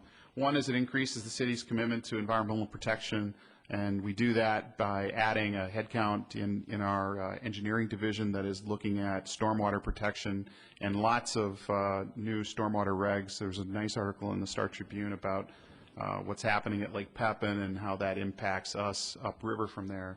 Edina is impacted by that, and we see more of that in our future, not less. It increases the city's ability to protect and maintain public assets, and we do that by bringing on a professional facilities property manager into our team. We believe that we can create that kind of department and function here by using existing operating budgets, but just bringing in the headcount. We spend enough on facilities management here. I feel like there is a more than sufficient amount of operating dollars that we can start that department here. And finally, it increases the city's attention to economic development and job creation, a couple of things that are important in today's economy. We balance the overall enterprise operating budgets, and we're $300,000 and some positive at this point. We provide an additional $700,000 from that unreserved cash balance for additional capital improvements in the construction fund. And actually, then we provide resources to improve our management and operations systems, especially in overhead operating systems and technology and HR. And we do all that with a total tax levy growth of 1.79%. A third of our single-family properties will have no property tax increase in 2012. We do it with $378,000 of tax relief in 2012 and $1.1 million of additional tax relief in the future. And that is the end of our presentation. Thank you. Thanks again. Well done. John, do you have anything else to add? All right, good. Well, we've been working on this for 6 months. Staff, I think, for a month longer, and we've done a great job. I think praise my fellow council members for working hard, and staff as well, to try to come up with a budget that worked for our city to allow us to deliver the traditionally high level of service at the most economical cost possible. And so we have in front of us tonight the obligation to adopt a tax levy for 2012. And is there a motion with regard to Resolution 2011-128? So moved. Second. It's been moved and seconded that we adopt Resolution number 2011-128, setting the 2012 tax levy and adopting the 2012 operating budget. Further discussion? Do you want a roll call on this or just a voice vote? All right.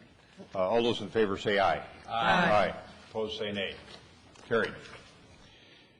Next matter before us is a proposed ordinance 2011-21, which adds provisions allowing the charging of fees for the registration of dangerous dogs. Chief Long has this matter. Good evening, Mayor, members of council. You should have an amended copy of my report recommendation. The original report suggested that we amend section 300.17A for subdivision A, and the amended version should show that we're amending section 317 sub C. We're simply adding a line at the end of that subdivision that will allow us to charge a fee mandated by statute if someone is to register a dangerous dog. Questions for the chief? I do. Do we have any dangerous dogs to your knowledge? We had one dangerous dog. However, I believe that dog has been moved to a farm, and they are required to notify us in writing by state statute when they do that. That would have been 3 or 4 years ago by now. Wasn't the initial request to move the dog to St. Paul? Yes, that's right. To a family? That's correct. Right. Yes. Can the dangerous dogs be used to corral the coyotes? They could haze the coyotes. They might. That might work. That might work. I went to training. It won't work. All right. Further questions for the chief? Is there a motion? Moved and seconded, we adopt ordinance number 2011-21, which adds provisions allowing the charging of fees for the registration of a dangerous dog, and also requires that registration. Further discussion? All those in favor say aye. Aye. The city manager. Do you want to waive second reading on this? Oh, thank you. Is there a motion and a second? Would that be a waiver of second reading? We'll do a roll call. Seconder? Yeah, all right. Thank you. Roll call, please. Member Brindle? Aye. Member Sprague? Aye. Member Swenson? Aye. Member Bennett? Aye. Mayor Hovland? Aye. Next, we've got an ordinance that proposes setting some fees and charges for 2012. If it's the inclination of the council, we should think about waiving second reading on this if we're so inclined to approve it. Director Wallen. Has anything changed in this since we did this? Oh, this is second reading? Good evening, Mayor and Council. This would be second reading of the fees ordinance. There are no changes from the first the first reading on the ordinance itself, Councilmember Bennett has notified us of some changes on the Schedule A pertaining to some of the code provisions. None of the amounts changed, but some of the code references changed for the 850 section. And I have made those changes on the Schedule A, which I will give to the city clerk. Right. Member Bennett, did you have a comment? Thank you for making the changes. I do have a question, and I know that there have periodically been requests made via the Park Department. I know the Park Board has considered requests for waiver of fees. And I do not believe we have any ordinance that provides for any waiver of fees, and am wondering if it might not be a good time, not this evening, but going forward in the new year, for us to look at something that would permit that to be done, should that be a direction that we want to pursue. Because at this time, again, there is no authority for that to be done. That's correct. Council members, thoughts on that? Member Bennett's suggestion? Again, the instances in which waiver of fee have been sought, and Director Caprios can add or correct me, but I believe they're largely community-based. I think there was a Flying Disc Association or a national event that came to Highlands Park. And I know that there are other community events that are being held. We certainly don't want to put ourselves in a position, having just adopted a budget, where we have public safety costs that are not being met, that are being incurred by an event and not then covered by fees. So we don't, I think we would want to look carefully at any proposed waiver. But again, note that we have no provision for it, and so if it is something that we would want to consider, I think it would behoove us to at least study the issue. So you're recommending we study a waiver policy? I would think that since the fees are set by ordinance, we would actually need an ordinance that would permit the fees to be waived in certain circumstances, whether, for instance, it would be with these, with the new look at fostering neighborhood associations. I know that there are cities such as St. Louis Park that waive fees for the use of park shelters by neighborhood associations which are using them for gatherings or for an annual meeting. That might be something that we would want to look at. Also, if there is a nonprofit or civic group or neighborhood group, and again, there is a relationship, a balance between the incurred cost and expenditure, would we want to waive a part or all of the fee? At this time, there is no authority to do that. What about letting staff take a look at some of our neighboring communities to see if they have a similar policy and just bringing back some information for us at a subsequent time? We've got some time to work on that issue. So is that something you'd be comfortable with? Absolutely. Others? Yeah, good. Okay. All right. Thank you. All right. Then is there a motion with regard to ordinance 2011-18 setting fees? So move. Second. Moved and seconded, we adopt the ordinance charging or setting fees and charges for 2012. Further discussion? All those in favor say aye. Aye. Opposed say nay. Carried. And then we are back on second reading on the real estate signs in the R1 and R2 zoning districts. We've had some helpful correspondence come in from some of our real estate companies. And Director Teague, do you want to handle this matter? Anything further you want to add since our last discussion? Nothing further, Mayor, members of the council, other than staff has revised the ordinance since the last reading based on your recommendation to reduce the height down from 10 feet to 8 feet. Okay. Good.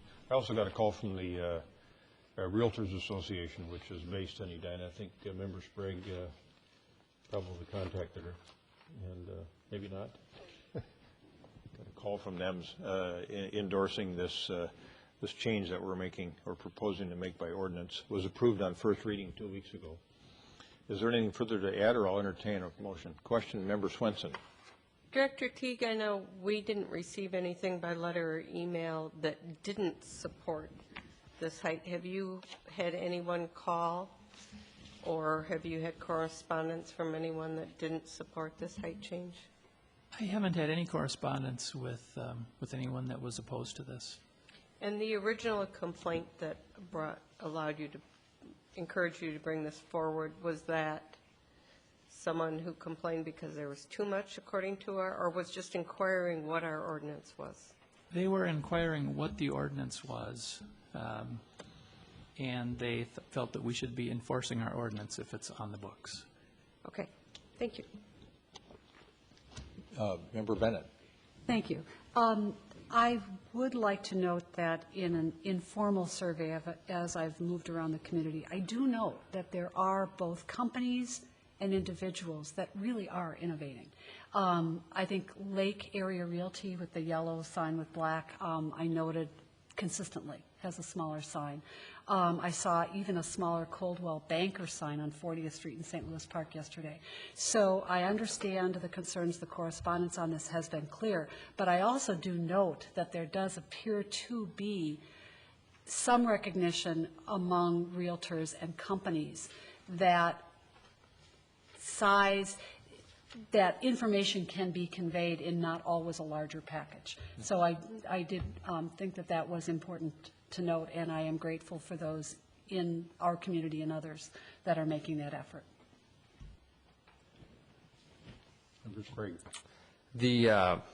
What I realized this week is the size of the signage probably hasn't changed in a decade.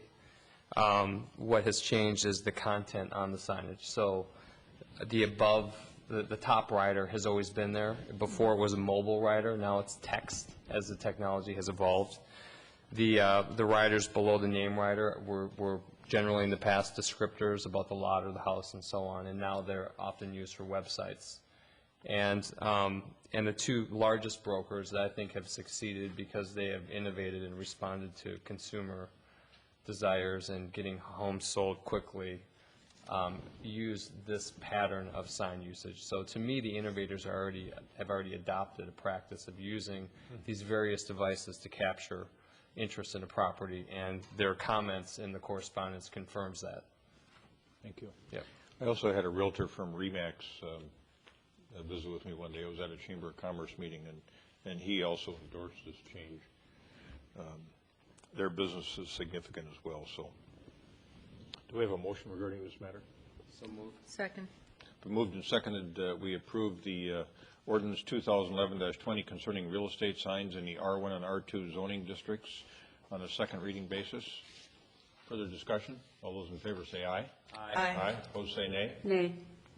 Carried. Next, resolution 2011-129, accepting various donations. Second. All right, discussion. All those in favor say aye. Aye. Opposed say nay. Carried. This reporting period, there are donations to the Edina Arts Center, the Edina Communications Department, the Edina Fire Department, and the Edina Police Department. And some very nice gifts to both the Fire Department and the Police Department from NC Little Hospice. That should be noted. And you will see all of the donors' names on the website. Those two gifts from NC Little Hospice happen every year. So it's really nice. Member Brindle, is that in recognition of the services being so okay? Yep, it sure is. They pay for the service and then they support the departments. Excellent. Thanks. We've got a couple of dates to think about and set. One is the annual dinner meeting with boards and commissions, and that is 8G, and we might as well talk about that one first. The only one I would prefer not to use is the 29th, the Thursday. Yeah, the 26th and 29th won't work for me. Okay. That's my wife's spring break week. I'm sure we'll be gone. The 19th or... I would prefer not scheduled on a Wednesday, particularly with that. That's Understandable. going to be a significant... Would March 19th work for folks? Yeah. I will be out of town, but don't plan around me, please. I'm coming home that day, but I already am anticipating that I'm going to miss the flight, so I'm thinking, who knows when I'll get in. They changed the schedule after I did the tickets. I have 23 minutes to move from one plane to another now instead of 49. I'm going to miss it. All right, so should we go with the 19th and hope we get a surprise visit from Member Swenson? All right. Does that work for staff? Still? Okay. Do we have a motion on that? Second. Moved and seconded, we set Monday, March 19th, 2012 for the annual dinner meeting with boards and commissions. Further discussion? All those in favor say aye. Aye. Aye. Opposed say nay. Carried. And then the next matter for date setting is the annual volunteer recognition reception. And the proposed dates there were all April dates. And how do those dates look for council members? Fine. Wednesday, we got another Wednesday date. Member Bennett, you want to try to stay away from that? 23rd or the 30th, folks have a preference? Let's do the 23rd. Okay. We got an e-comment on that particular event, which was kind of exciting to get, by the way. Thank you, Jennifer. And she had a good point. Yes. That event has gotten longer and longer and longer. So I don't know who writes the mayor's stuff, because he does a great job delivering it. But Susan is a wonderful person, but could we put a word limit on it? Trim the program and trim the acceptance speeches, and then I think we'll get to Trim those mayor's awards down. I think the program was relatively quickly. Sometimes it's the speech afterwards. It's also when we give multiple awards to multiple people. So she had a couple ideas. One was a little bit less on each one, but also not to allow groups to give multiple awards where we have to go then through everybody's qualifications in each group. And I thought they were both pretty good ideas because you want people to stay and listen to what people do. And of course, the groups that alphabetically are at the end, get lost. We could also flip-flop the order for once. May I suggest that rather than necessarily limiting the number of awards, that we tell each group that they have a certain number of minutes and they can use it however they wish. They can use it to make an introduction of their honoree. They can use it for their honoree to make an acceptance remark. But is it possible to do that? Because I'm not sure that it's just the number. It is the guidance we've given them for the past several years. Okay, and that's not working. No, it's not working. We can take some time. We've got some time here. Well, we'll kick some ideas around internally about maybe just the logistics of how we do it too. Well, and I want everyone to feel like it's a really fun thing, and pretty soon when it starts going almost 3 hours, it's sort of a marathon. Just like a gala, can't be too And long. And I'd People don't rather like have a that. sprint, yeah. We can't be too short either. Got to be just right. So have we will strive for just right. Are we on for Monday, April 23rd? 5 to 7. Would you like a motion for that? I would. So moved. So move. Second. Moved and seconded. We set Monday, April 23rd, 5 p.m. for the 2012 annual volunteer recognition reception, which is going to be held at the Braemar Room and not Edinburgh. And could I? All right, now it's, do we have a vote on that? Okay. All those in favor say aye. Aye. Aye. Opposed say nay. Can you verify our interview dates in January? I wrote all the tentative ones, and then I forgot to circle the ones we were using. So what are they? Thank you. They are Wednesday, May 4th. January 4th? January 4th. Monday, January 9th. Okay. And Monday, January 23rd. And on the 4th, I need to schedule you 13 people to accommodate all the applicants' first choices, so you'll go an extra 10 minutes longer than you had anticipated, 2 hours and 10 minutes. On the 23rd? On the 4th. Oh, on the 4th. Just to recall our past practice, for those applicants who are out of town for all three, then they just do no interview, correct? That's your decision. What did we do last year? We had a makeup day last year for people who could not make any of those interviews, and then also because board and commission attendance records were not available until year's end. I believe that we did some catch-up interviewing on that night as well. Is my memory correct? Oh. We had additional openings come up, and we re-accepted applications, and we were able to pick up 2 people that were not available the first go-around of Yeah, interviews that was it. in February. So it's still our choice on what to do, however, if we run into this So not a problem. scheduled Well, let's- makeup, but a let's de facto schedule it makeup. if we have to. It's not, were you thinking that we should schedule that now? No, No. I think you gotta make, I mean, it's spread over 3 weeks. I mean, there has to be an end. Well, Clerk Mangan, is there any applicant for whom one of these 3 dates will not work? There is one. Yeah. It seemed to me when we hit that before, because we're asking them to commit to almost always a monthly meeting, we have a few groups that meet quarterly, that it was our feeling that when we had 3 dates spread out, not all in 1 week where they would be out of town, that it was our expectation that they needed to be able to make one of those dates, and I guess I support that. Consistent with last year's practice, if we find it necessary to hold interviews on another date. We'll call that person, but otherwise it's 3 dates. Okay. Yeah, and those have been, And those have that been was an set, so- unusual, that was an unusual Yeah, situation. I'm comfortable with that. Okay. All right, the last Thank you. matter we have in this portion of the agenda is the proposed setting for 2012 of the Morningside area utility rates. Director Wallen. Before you is the ordinance setting the Morningside water rate. The proposed rate is $2.36. There's 2 components to that. Part of it is derived from Morningside gets their water from Minneapolis. There's a contract with Minneapolis that equates a rate of 62% of their inside water rate for their residents. They have proposed not to increase their rate for 2012, so that part would stay the same. There's the second part, which is Edina's consumption rate. That part we would propose to increase from by 2 cents from 36 to 38 cents, again equating to a $2.36 per 100 cubic foot rate. All right, thank you. Questions for Director Wallen? Our Minneapolis water expert has a question or two.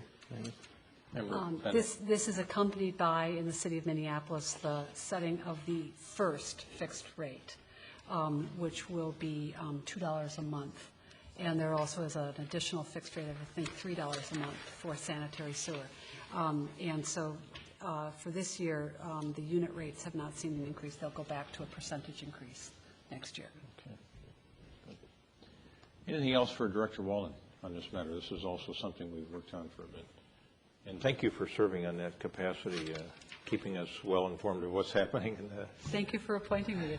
It's a delightful body. All right. Do we have a motion? I will move this and waive second reading. Second. All right. We've got a motion and a second, and a waiver of second reading encompassed within that motion. Further discussion. Roll call, please. Member Sprague. Aye. Member Swenson.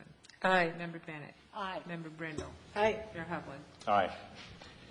All right, on to correspondence petitions. We had some additional correspondence on the dais this evening. I assume that's all that we will have. Nothing further to present to the council in terms of correspondence and petitions. Manager Neal? There is not. There was quite a bit that came in this last few days. All right. And then council comments. Let's start with Member Brindle. I have one, and it has to do with the trimming of the trees at Valley View Road and Sally Lane. It is a daily topic at my house. I feel like as I have gone through the weeks since our last meeting where we voted on this, I feel like I'm not sure that we all had the same idea of what those trimmed trees were going to look like. Maybe we did, maybe we didn't.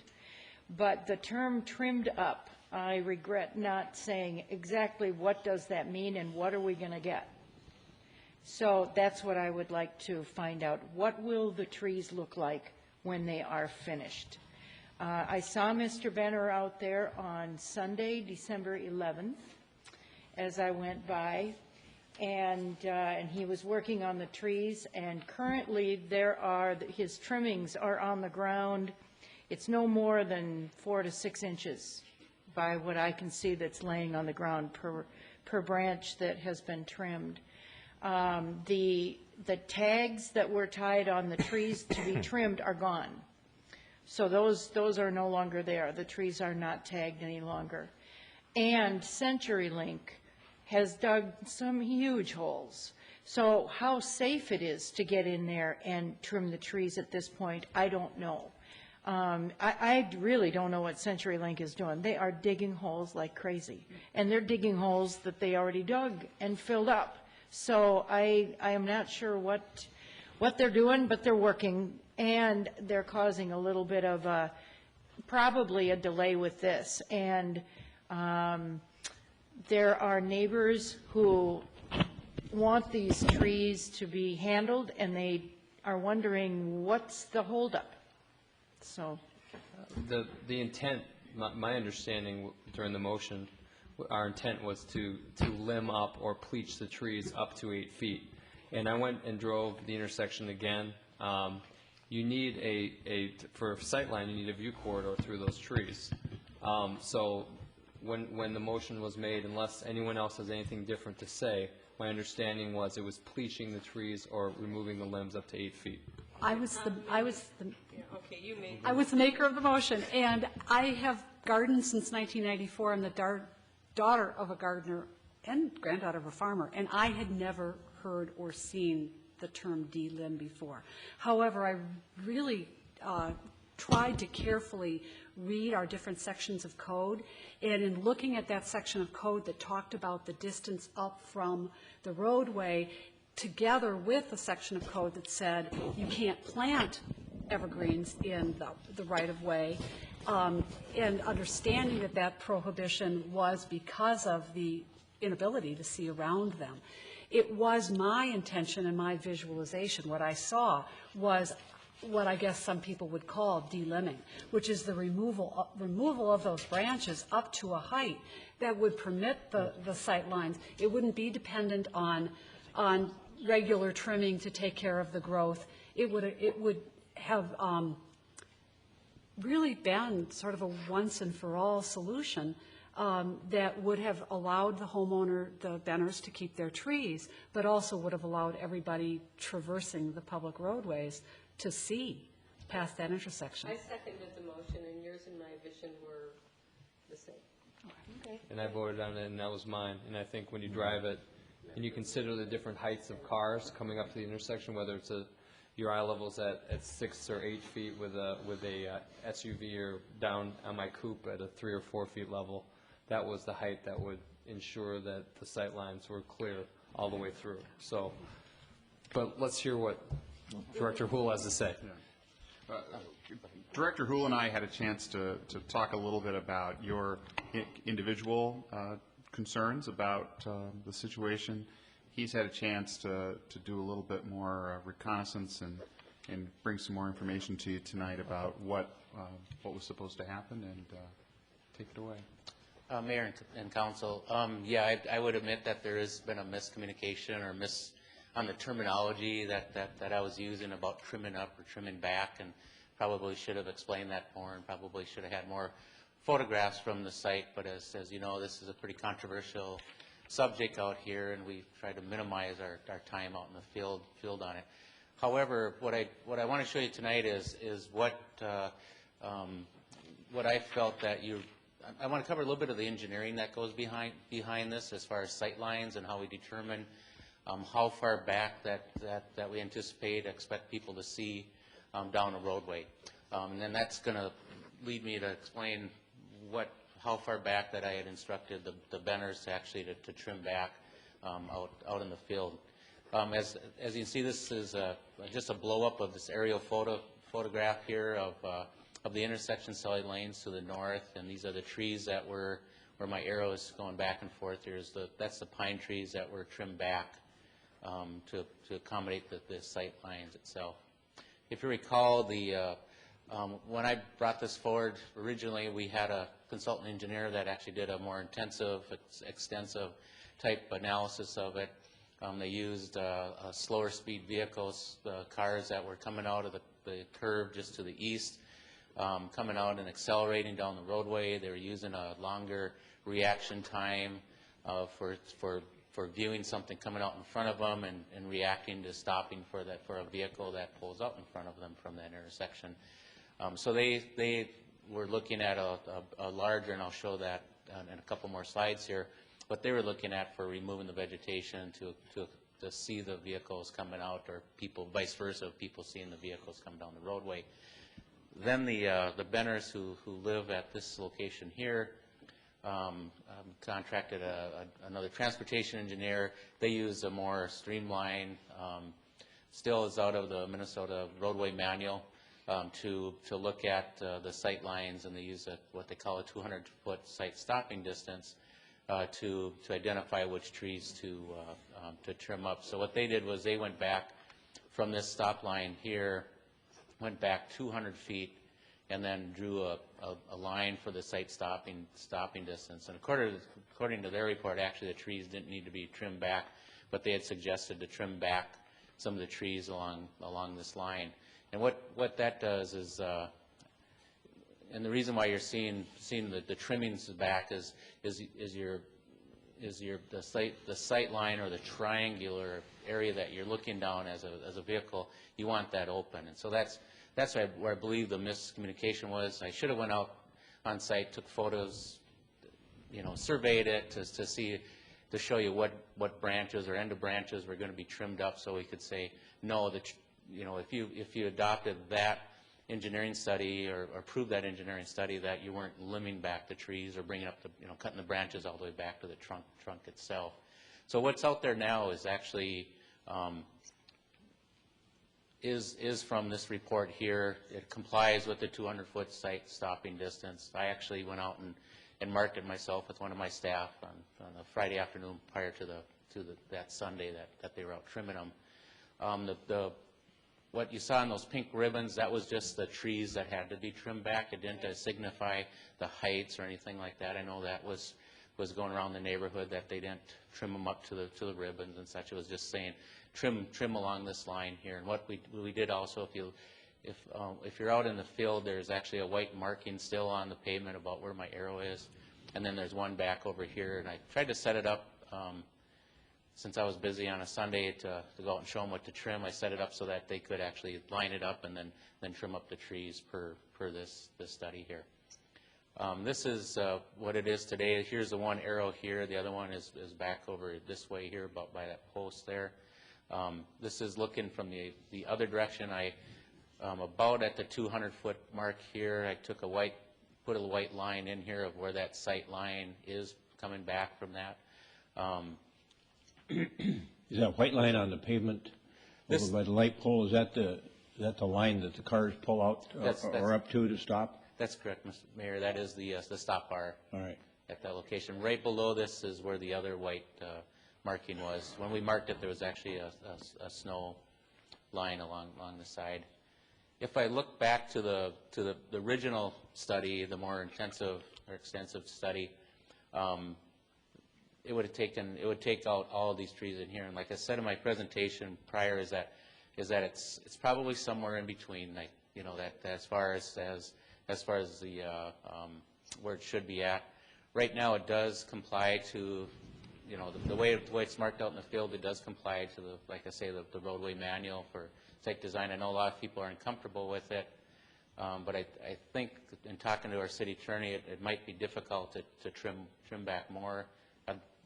Would really like to have our city attorney Knutson actually weigh in a little bit here in just a second.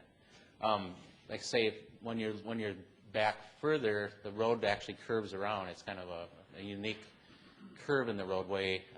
You'll never be able to correct that unless you purchase or control the properties to the south to flatten out that curve coming around that corner. So I guess with that, I would like maybe Roger, if you could maybe opine on how much more that we can take out of here, because we did look at that originally when we did meet with their attorneys of what our how much legally we can take out. Now I know there is in the city code of not planting pine trees, conifer trees in the right of way. I would caution a little bit on that from a staff perspective, is that there is pine trees, I mean those types of trees planted in a lot of locations in the city. So I guess if you go that route to utilize that part of the code, I would like to maybe talk internally with staff of how we go about reacting to other requests, because I can imagine that would be inundated with a lot of requests in a lot of locations for trimming back or removing pine trees or coniferous trees in the right of way. Not saying that that's not the route to go, but I just want to make sure that you understand that there is a lot of locations in the city where this is very similar. It's not about that provision doesn't apply, though. It's not any tree in any right-of-way. It has to be a clear obstruction, correct?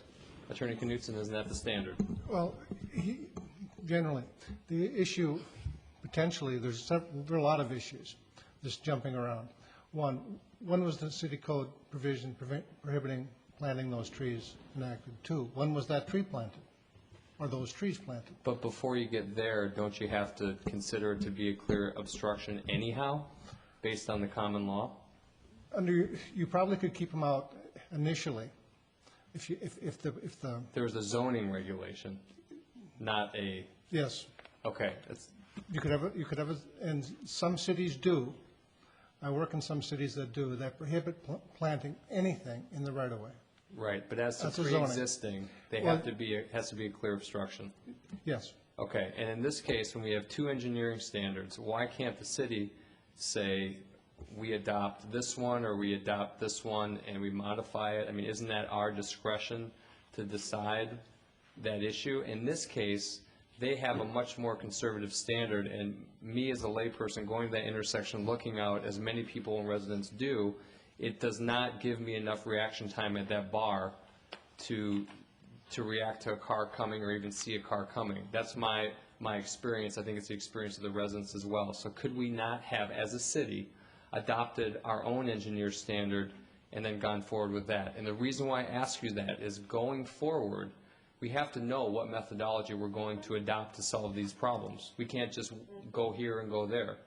I would prefer a standard, not the standard that the Benners have. I think that's too conservative, meaning it doesn't give enough reaction time. Minimum, correct.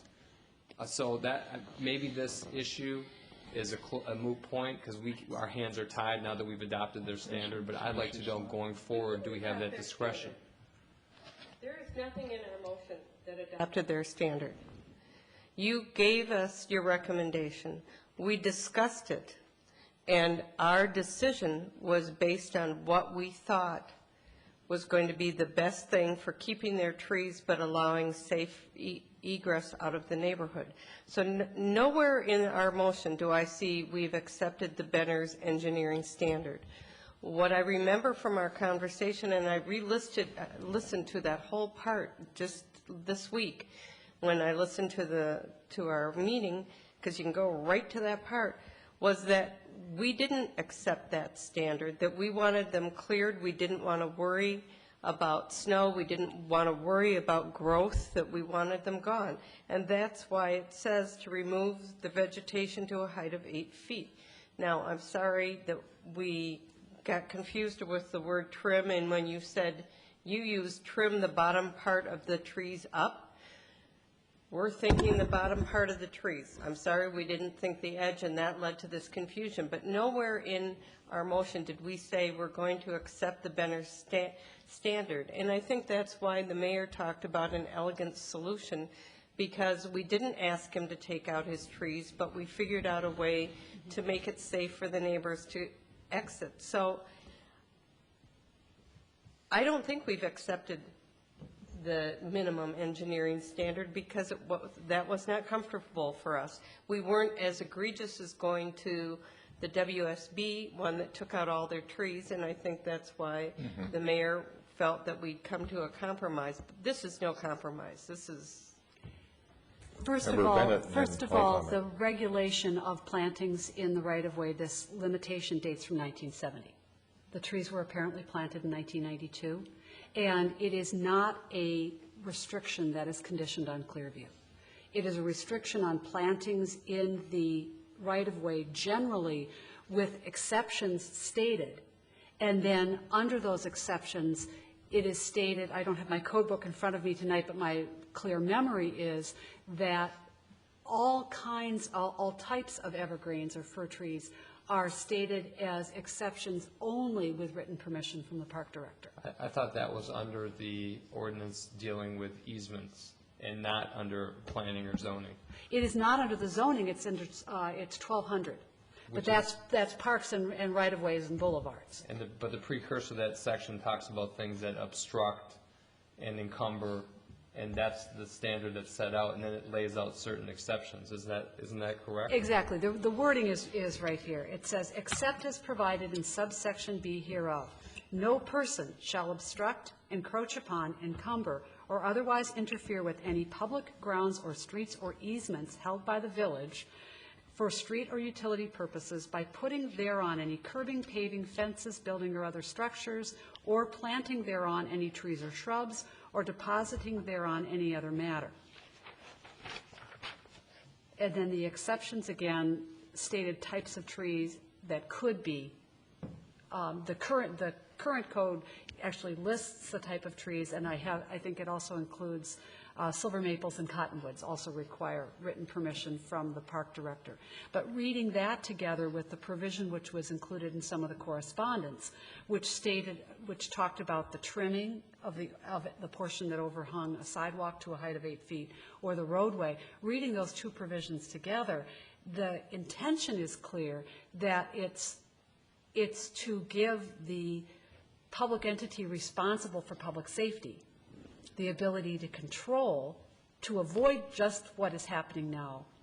Right, but our regulation is vitiated by the common law right to plant anything that is not a clear obstruction. Only when it's a clear obstruction can we regulate. Is that not the case when it comes to this section?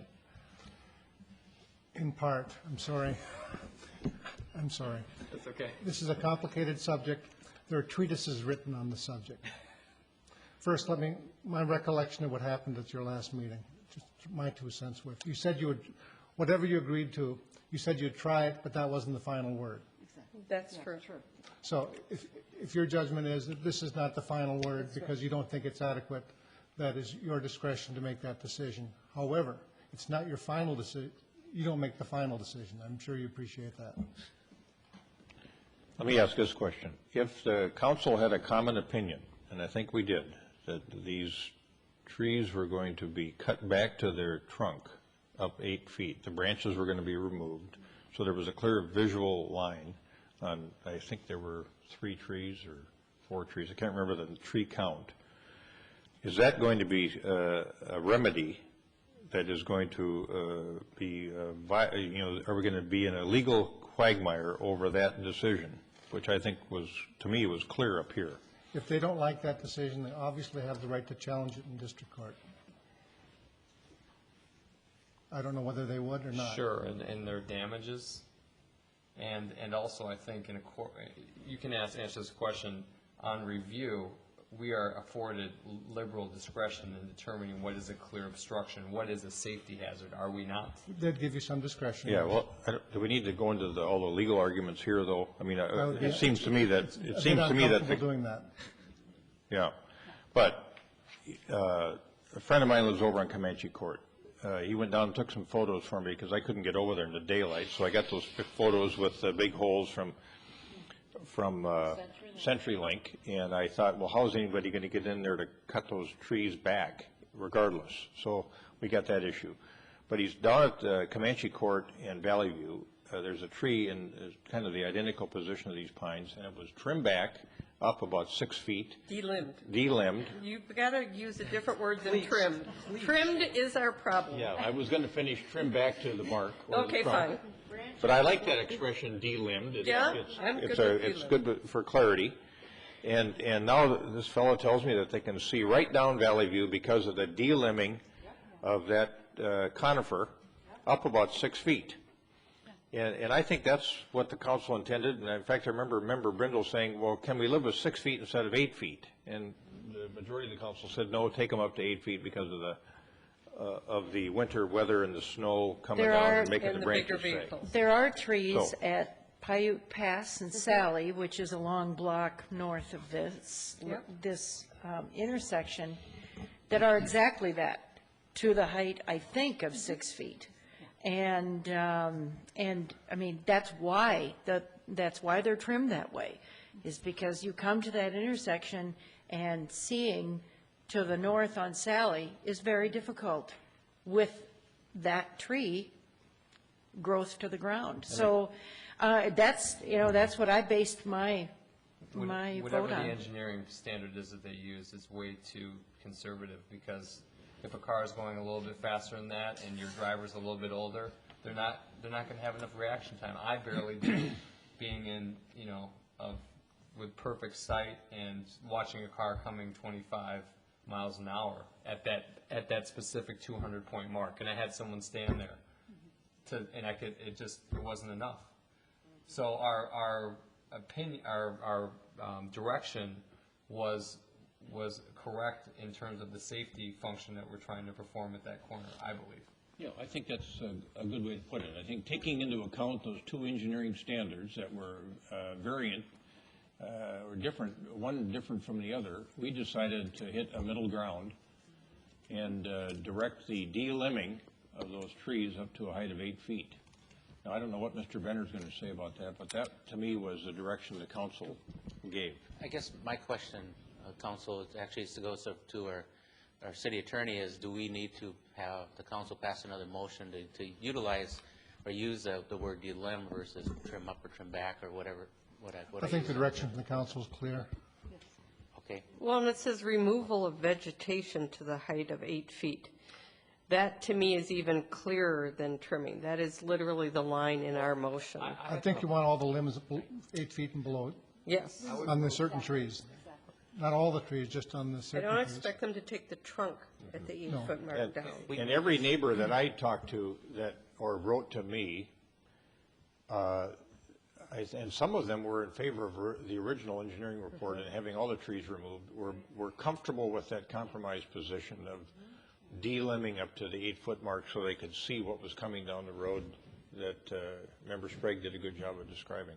Not enough reaction time. Can't we move to reaffirm our previous direction? You certainly can if you choose to. I would I don't move think that we we need to. reaffirm our previous direction, that the conifer trees be delimbed up to a height of 8 feet. And if staff could, we'll send out a letter to the Second. Benners and give a 30-day notice on that to have them done within 30 days. Is that similar to what we did before? Or what kind of Well, time no, frame? you are said looking gone, at? you mean delimbed. Yep, delimb, take care of what your motion is. Delimb the up to 8 feet, but give them a 30 days, or, how long a period of time are you looking at to have this completed by? 2 weeks. 2 weeks? Okay. Yeah, that's something I think he can do himself, so. Sure. Call the questions. All right. Further discussion. All those in favor say aye. Aye. Opposed say nay. Carried. Thank you, Wayne. Yeah, sorry we caused you confusion, Wayne. We've learned a new word, though, delimb. Pleach. Oh. Okay, That was Mary, you have Mary's anything else you want? I have none other, All so right. be my guest. Member Bennett. Thank you.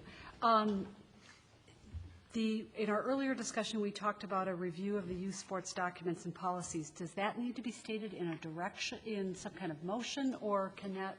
Ask him. Director Caprios, what would you like? I would be happy to take care of that for you from a staff level. Great, thank you very much.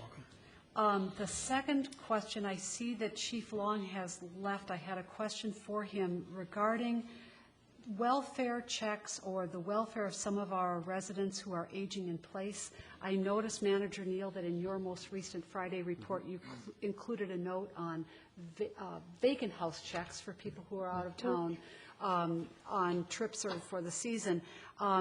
Could you comment, please, on what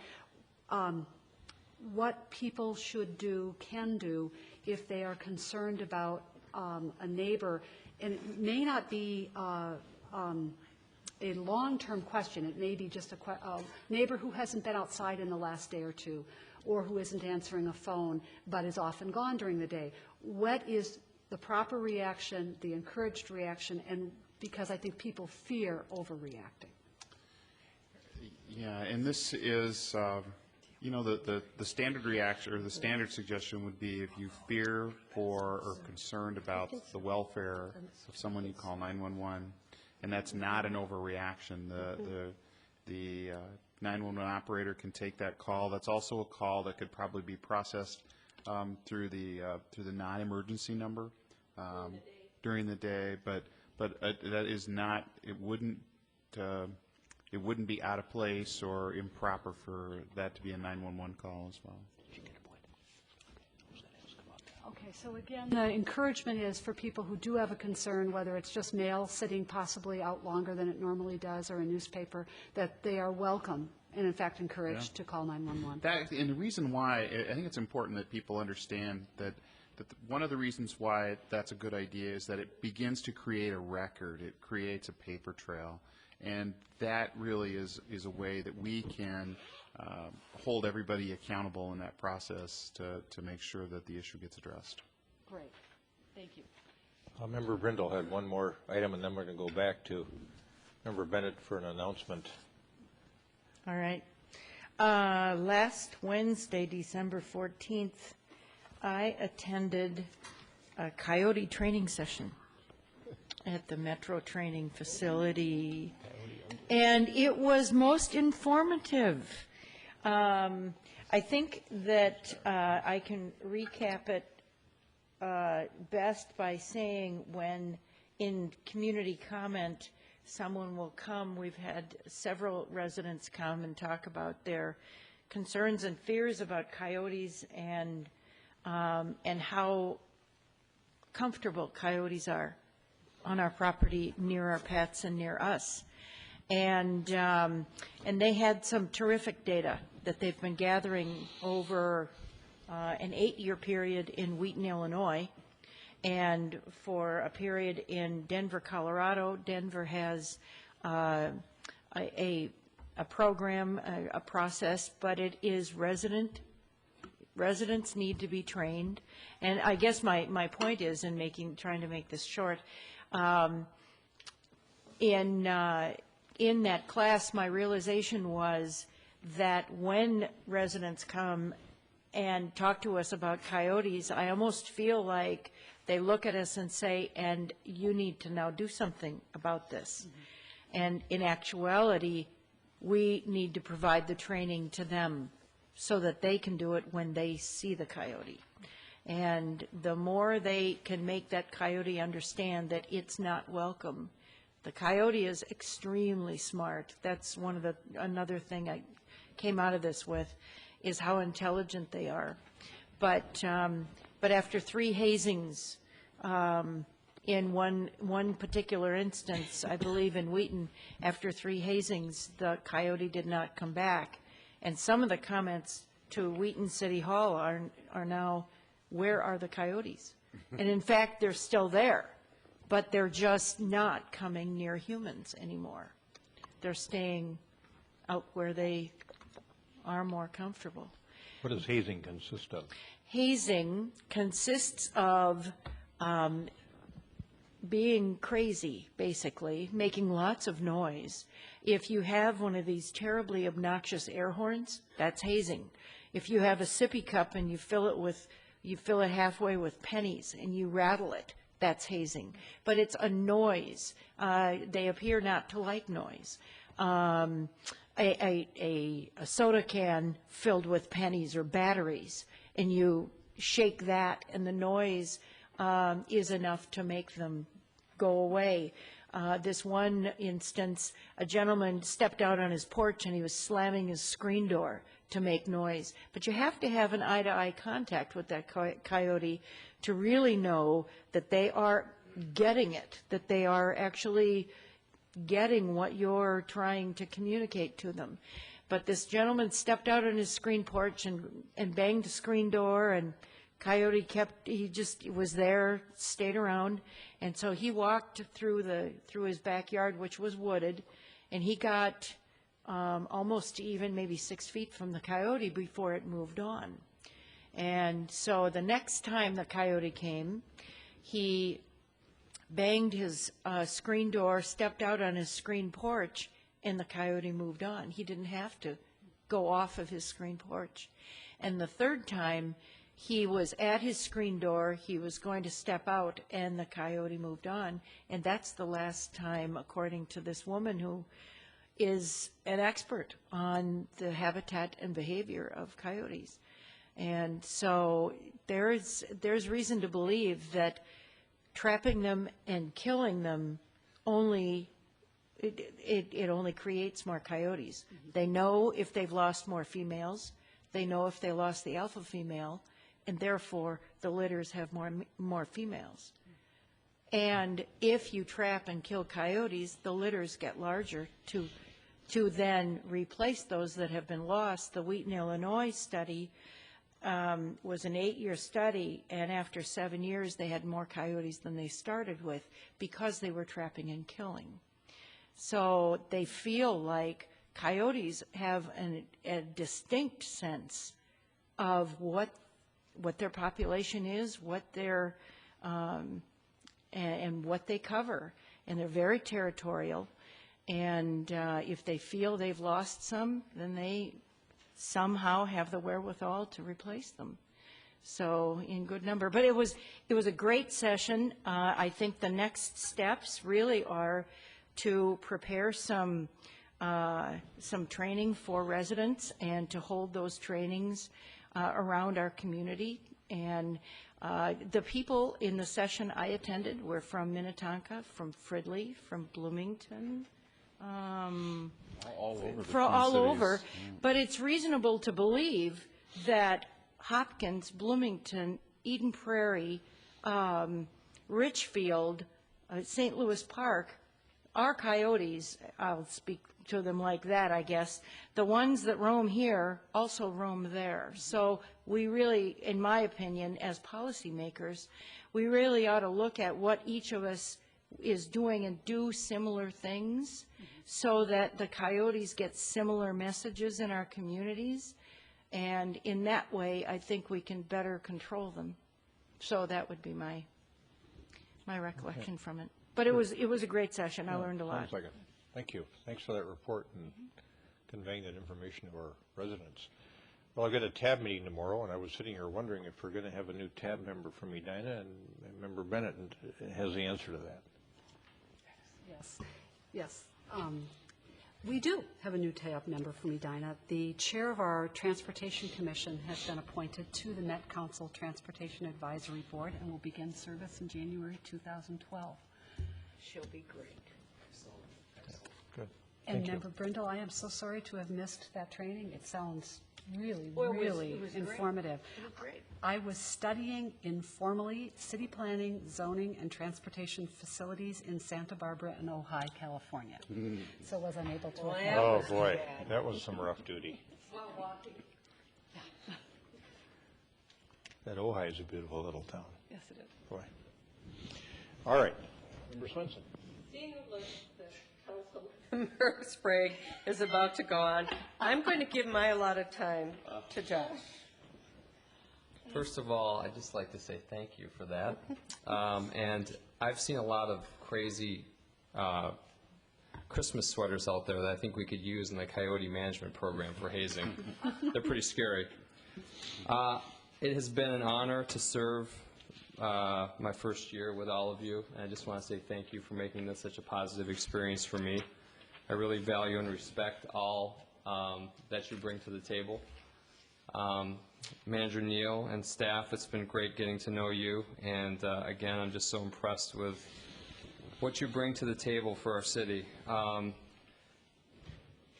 Every community, I guess, goes through cycles of change. We were talking about that in the Grandview draft report tonight. And I think Edina is going through a cycle of change right now. And this year we made some pretty significant changes in a lot of different areas, and I just wanted to highlight some of those. It's a pretty long list, and I'm pretty proud of the work product of this council and the city staff and management for 1 year's time. So for me, one of the important things is that we have the best possible governance that's out there in management, and that we are working with the best ordinances, policies, and best practices as a city. Also that our council system and our commission system is very efficient and effective. And so I just wanted to list some changes under that category that happened this year. We streamlined our council agenda, and as you'll recall, we moved community comments up. We held our first ever executive session with all the boards and commission chairs to help us strategically align ourselves with their work. We hope to have this regular council planning session that Manager Neal talked about, and that's kind of setting us up for that executive session meeting, so we're all on the same page, both as a council and as a board and commission structure. We are drafting a new comprehensive city policy manual. We are drafting new standard board and commission bylaws, including some standard operating procedures for our working group structure, which is a great way to get at-large residents involved in the business of the city. We consolidated our board and commission ordinances into one section and clarified and improved the language, and I think we'll all agree it was an excellent redux. We standardized the board and commission agendas and minutes, and that was a recommendation from Manager Neal, and I think that's worked out very well. We fundamentally changed the scope of the Edina Transportation Commission and gave them a brand new ordinance and a new charge, which is to help us achieve our multimodal transportation vision for the city. We merged Planning Commission with the Zoning Board of Appeals. We changed our broadcast policy for boards and commissions, streamlining it a bit, and also adding one annual meeting for every board and commission so that the public has a better idea of what they're all working on. We also increased the frequency of our joint school board and council work sessions to 4 times a year, again, to better strategically align our work. And I know that staff has been working hard on both the council and the school board to better align themselves. We also ordered a complete recodification of the city code, which will be going on next year, which will reformat the code. It will also include a substantive review of the content to make sure they're internally consistent with state law and aligned with the best ordinance practices that are out there. We presented and vetted the enterprise budgets in plenary form and asked our public to scrutinize the practices in our first ever budget workshops. We changed a 2-year budgeting cycle, which will coincide with our two-year cycle of quality of life surveys. And in the works as well is a performance management system a la Woodbury, and I encourage anyone out there, if you want to see just a great example of a performance management system, take a look at their website. It just tracks the performance of the city on a variety of metrics and also does it department by department. So that's a huge body of work, and congratulations to everybody involved. I think we have stepped in the right direction on a number of fronts.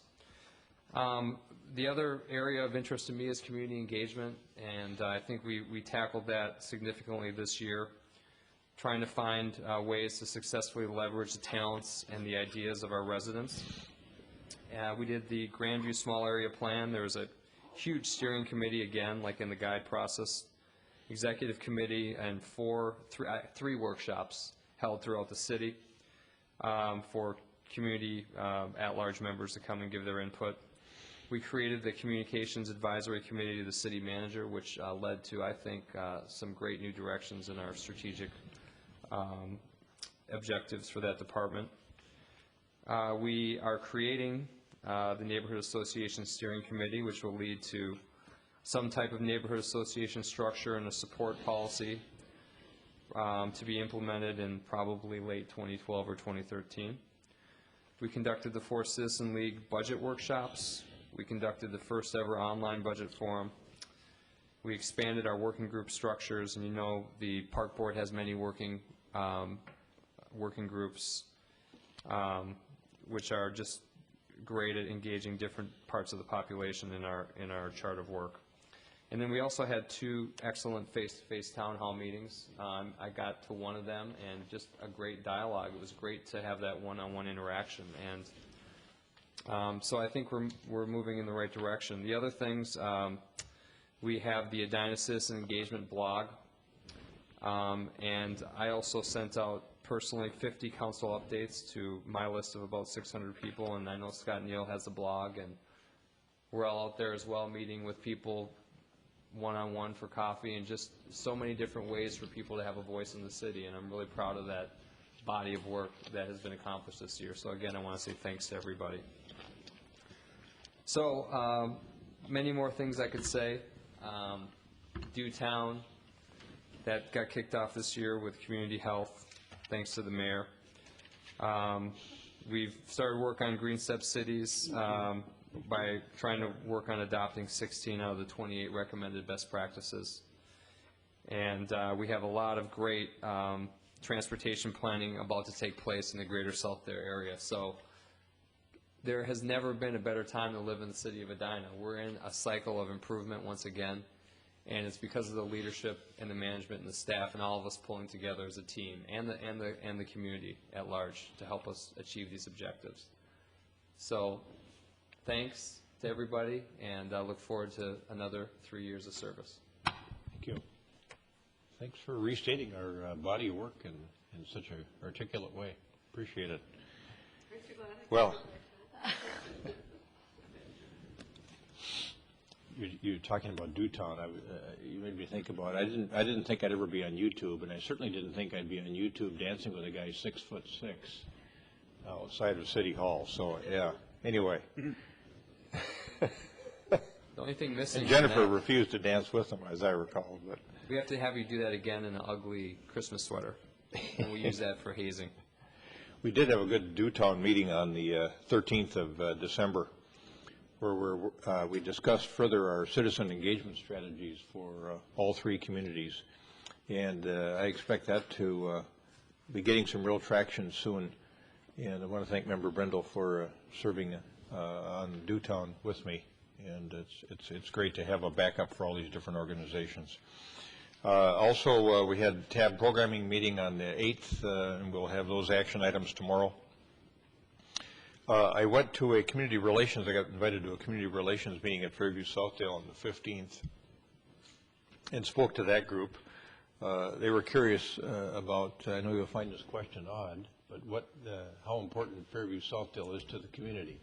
I was kind of glad I was sitting down when they asked me the question because it seems so obvious, but they really wanted to hear about what the city thinks about the importance of Fairview Southdale. And they've also got this project that they're working on to expand their emergency room capacity and capabilities. That'll be about I'm guessing a 3 to 4 year project, and they're in the early stages of doing some fundraising now. So they'll bring that emergency room service up to state of the art as well. And I think it's one of the heavier used emergency room facilities in the metro area. So it's good that they have that capacity. And then last Friday was a meeting of the what we call the MSP Export Initiative. As you recall, there are 4 communities working with the Brookings Institute on an export strategy. We only have 1% of the businesses in the United States exporting. In Germany, it's 16%. And so you've heard the president say, I think in the past few years, we've got to get a better export strategy, especially for small business. So Minneapolis, St. Paul, Los Angeles, and Portland, and small market Syracuse were all picked to work with Brookings. They had a presentation. Mayor Ryback made our presentation about a month ago now out in Washington, D.C. apparently the other communities were very impressed with our level of organization and our collaborative nature, where we have all these different organizations working together to try to build this export initiative. I expect in the next month or so we'll see some a first cut at a pretty decent looking plan to adopt an export strategy and engage our small businesses and help them figure out how to make the world their market. So that's pretty exciting. And that's it for me. Manager Neal. Well, I'll start my report to you by giving you a special gift. It's our draft City of Edina Policies and Procedures Manual. And the purpose of giving you this gift is that you asked me to give this to you some time ago. It's taken a while, but it's not for lack of trying. It really took quite a bit of time to kind of go back into city code, your minutes, and other kinds of sources to bring together the various policies and procedures, and not only what they are, but to document where they came from. And I really want to give most of, or if not all of this credit to Ms. Mangan, because it's her work and attention to detail that brought all this together.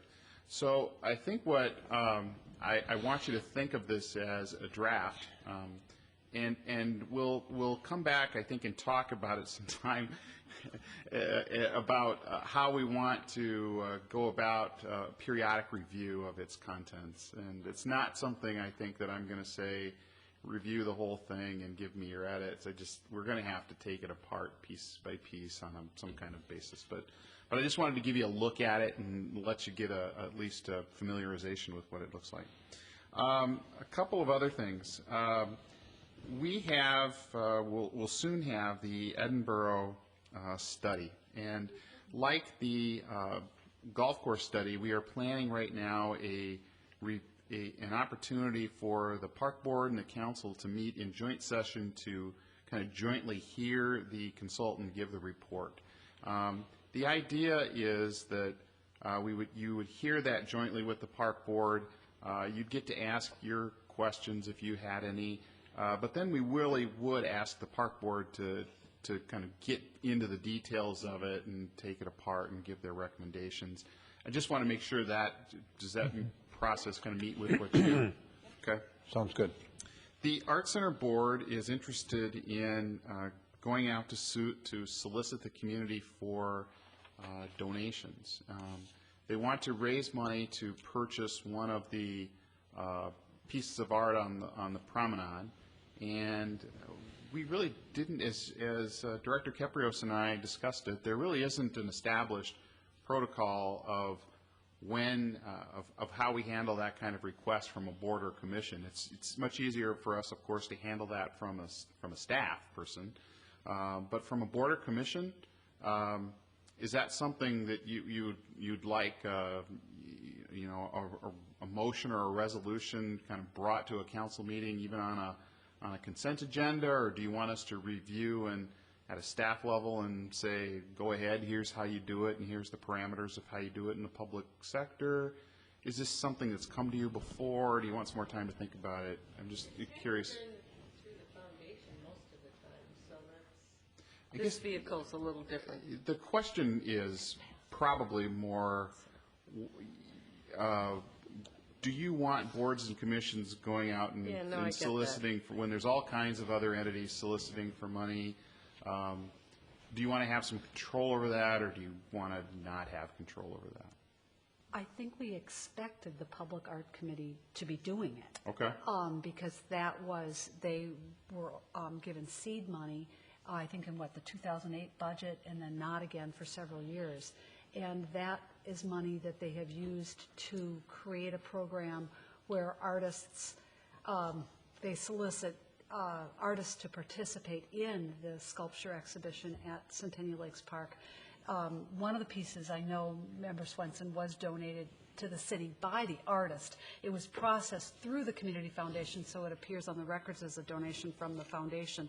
But isn't there a park board working group working on a donations policy right now that may or may not fit with this? And Manager Neal, I also recall you saying that you had a pretty set donations policy in your previous post with the City of Eden Prairie? We did, but that was really, and Director Keprios and I talked about that, that was really oriented at staff, so that we didn't have the fire department going to get free pizzas at Pizza Hut and then the Parks Department going there the next day. That kind of thing I think we've got good control over here, especially how gifts are kind of processed by the City Council. We have a different relationship, obviously, with boards and commissions, and whether, how we don't have the same supervisory relationship with them as we do staff. So that's where this question comes from. And is it one that, in this case, maybe this is not as difficult of a decision, but perhaps we could draft something up for you in the future on how we want to handle that.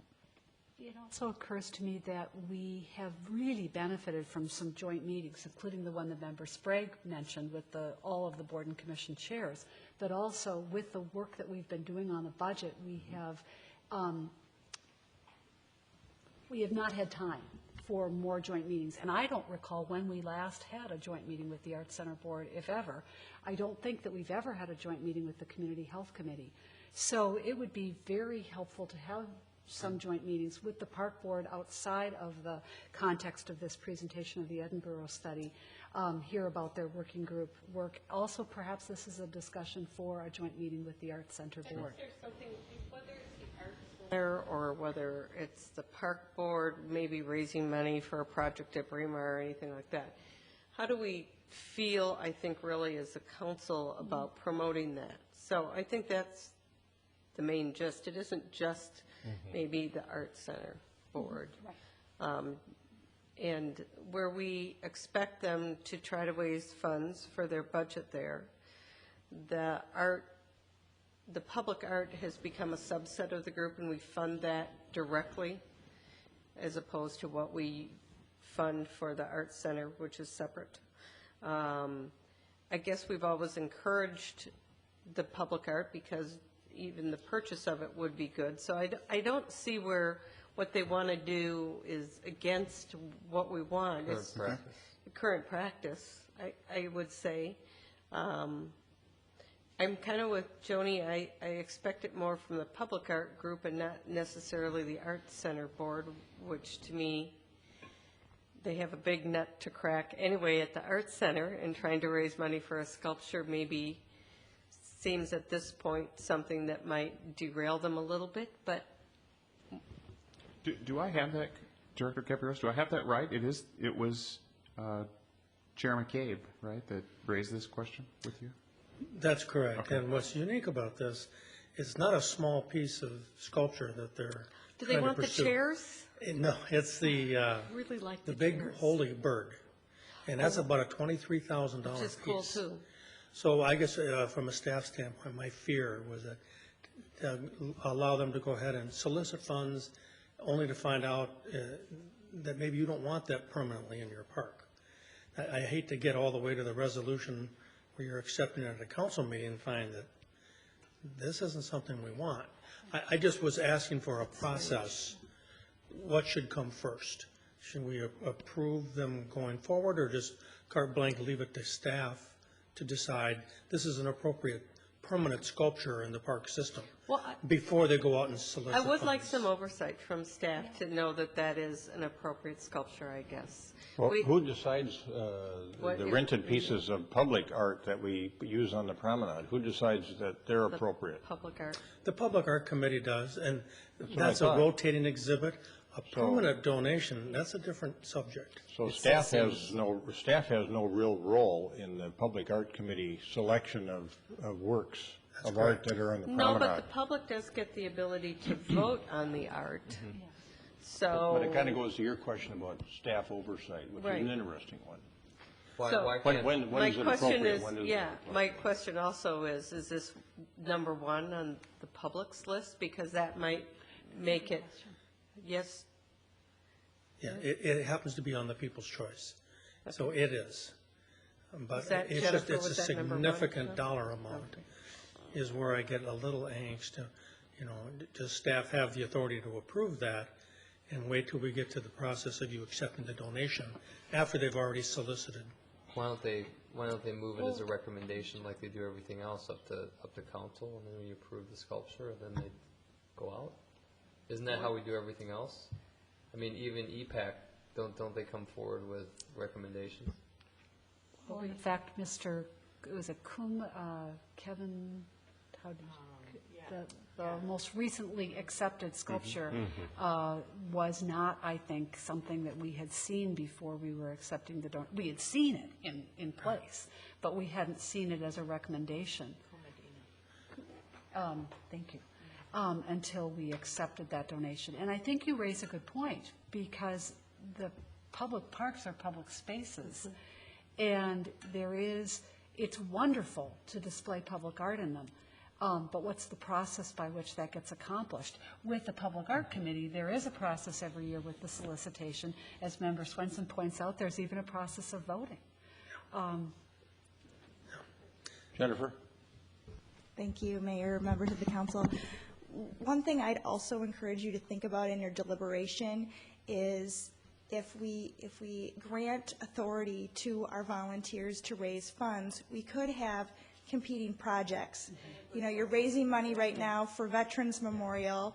That's a big dollar figure. Here's another one. There very well could be many others. So without some oversight, you could have that conflict increasingly. Which is really why I would encourage the council to adopt a procedure that says when a commission wants to raise funds for a public process or project, that come in front of the council. Maybe it is a simple motion on a consent agenda. It's an easy call, but at least then we have the ability to have some measure of control and balance over that, and good communication. Right, and we don't get if someone say, well, why are we raising money for that bird? And you're going, for what? For what bird? Yeah.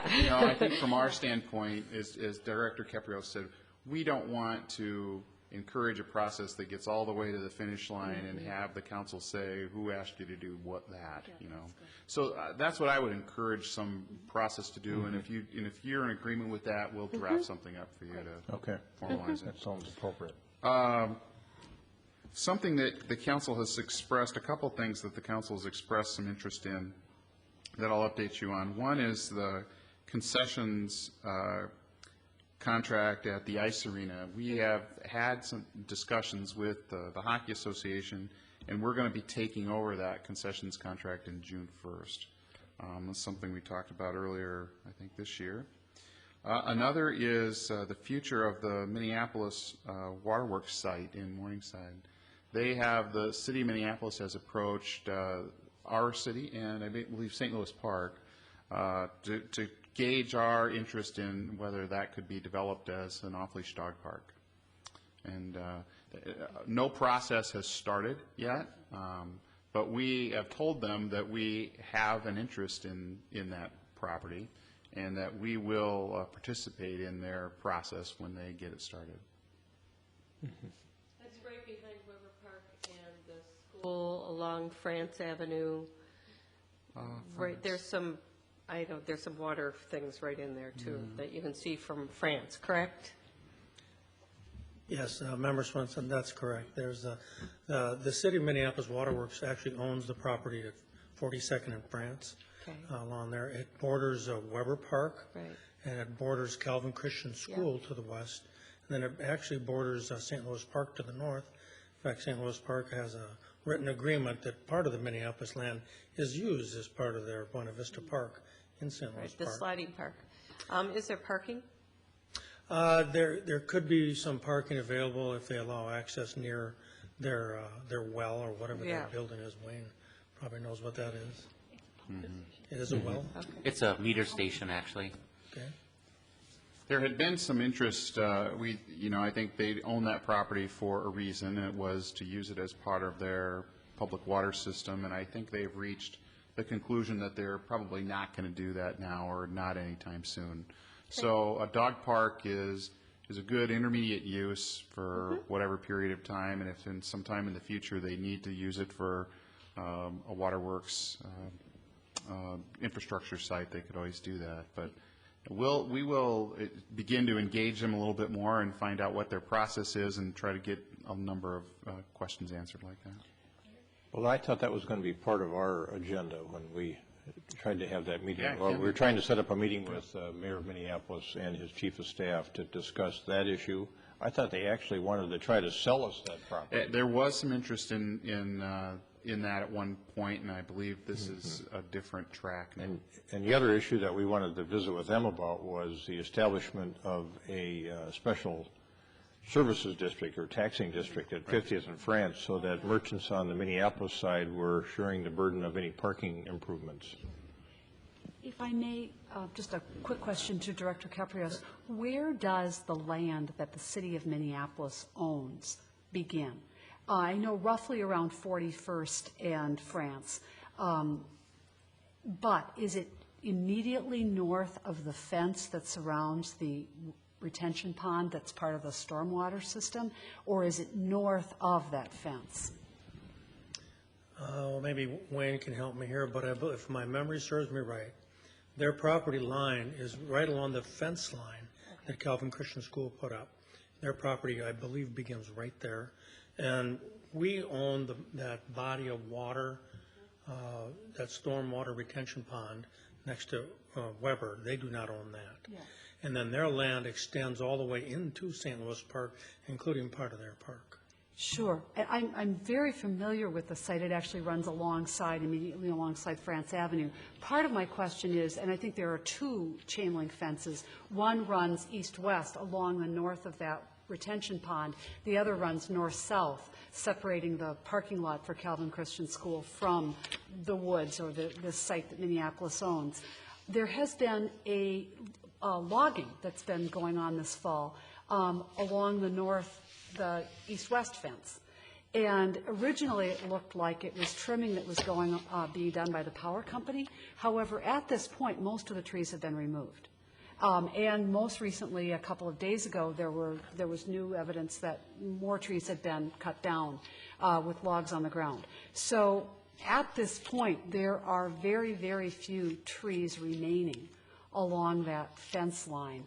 And that's hence my question about ownership. I was not, I guess I assumed that a portion of that still belonged to the city of Edina.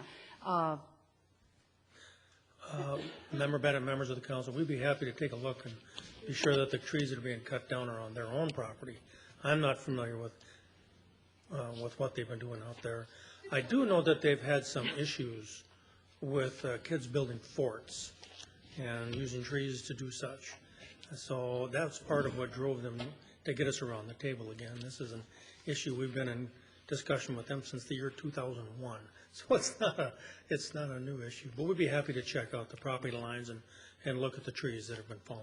Great, thank you. You bet. The final thing on my report is just to thank the council for the adoption of the budget tonight and for the confidence you've shown in our budget proposal to you. I can promise you that we'll be good stewards of our budget for the upcoming year. Thanks. Thank you. Anything else? All right. Well, I think we'll probably have a special meeting here, won't we, at the very end of the month? I mean, we usually have there's usually a wrap-up meeting at one of the last days of the year. At least there used to be. No. Not doing that anymore? No. Okay. All right. See you.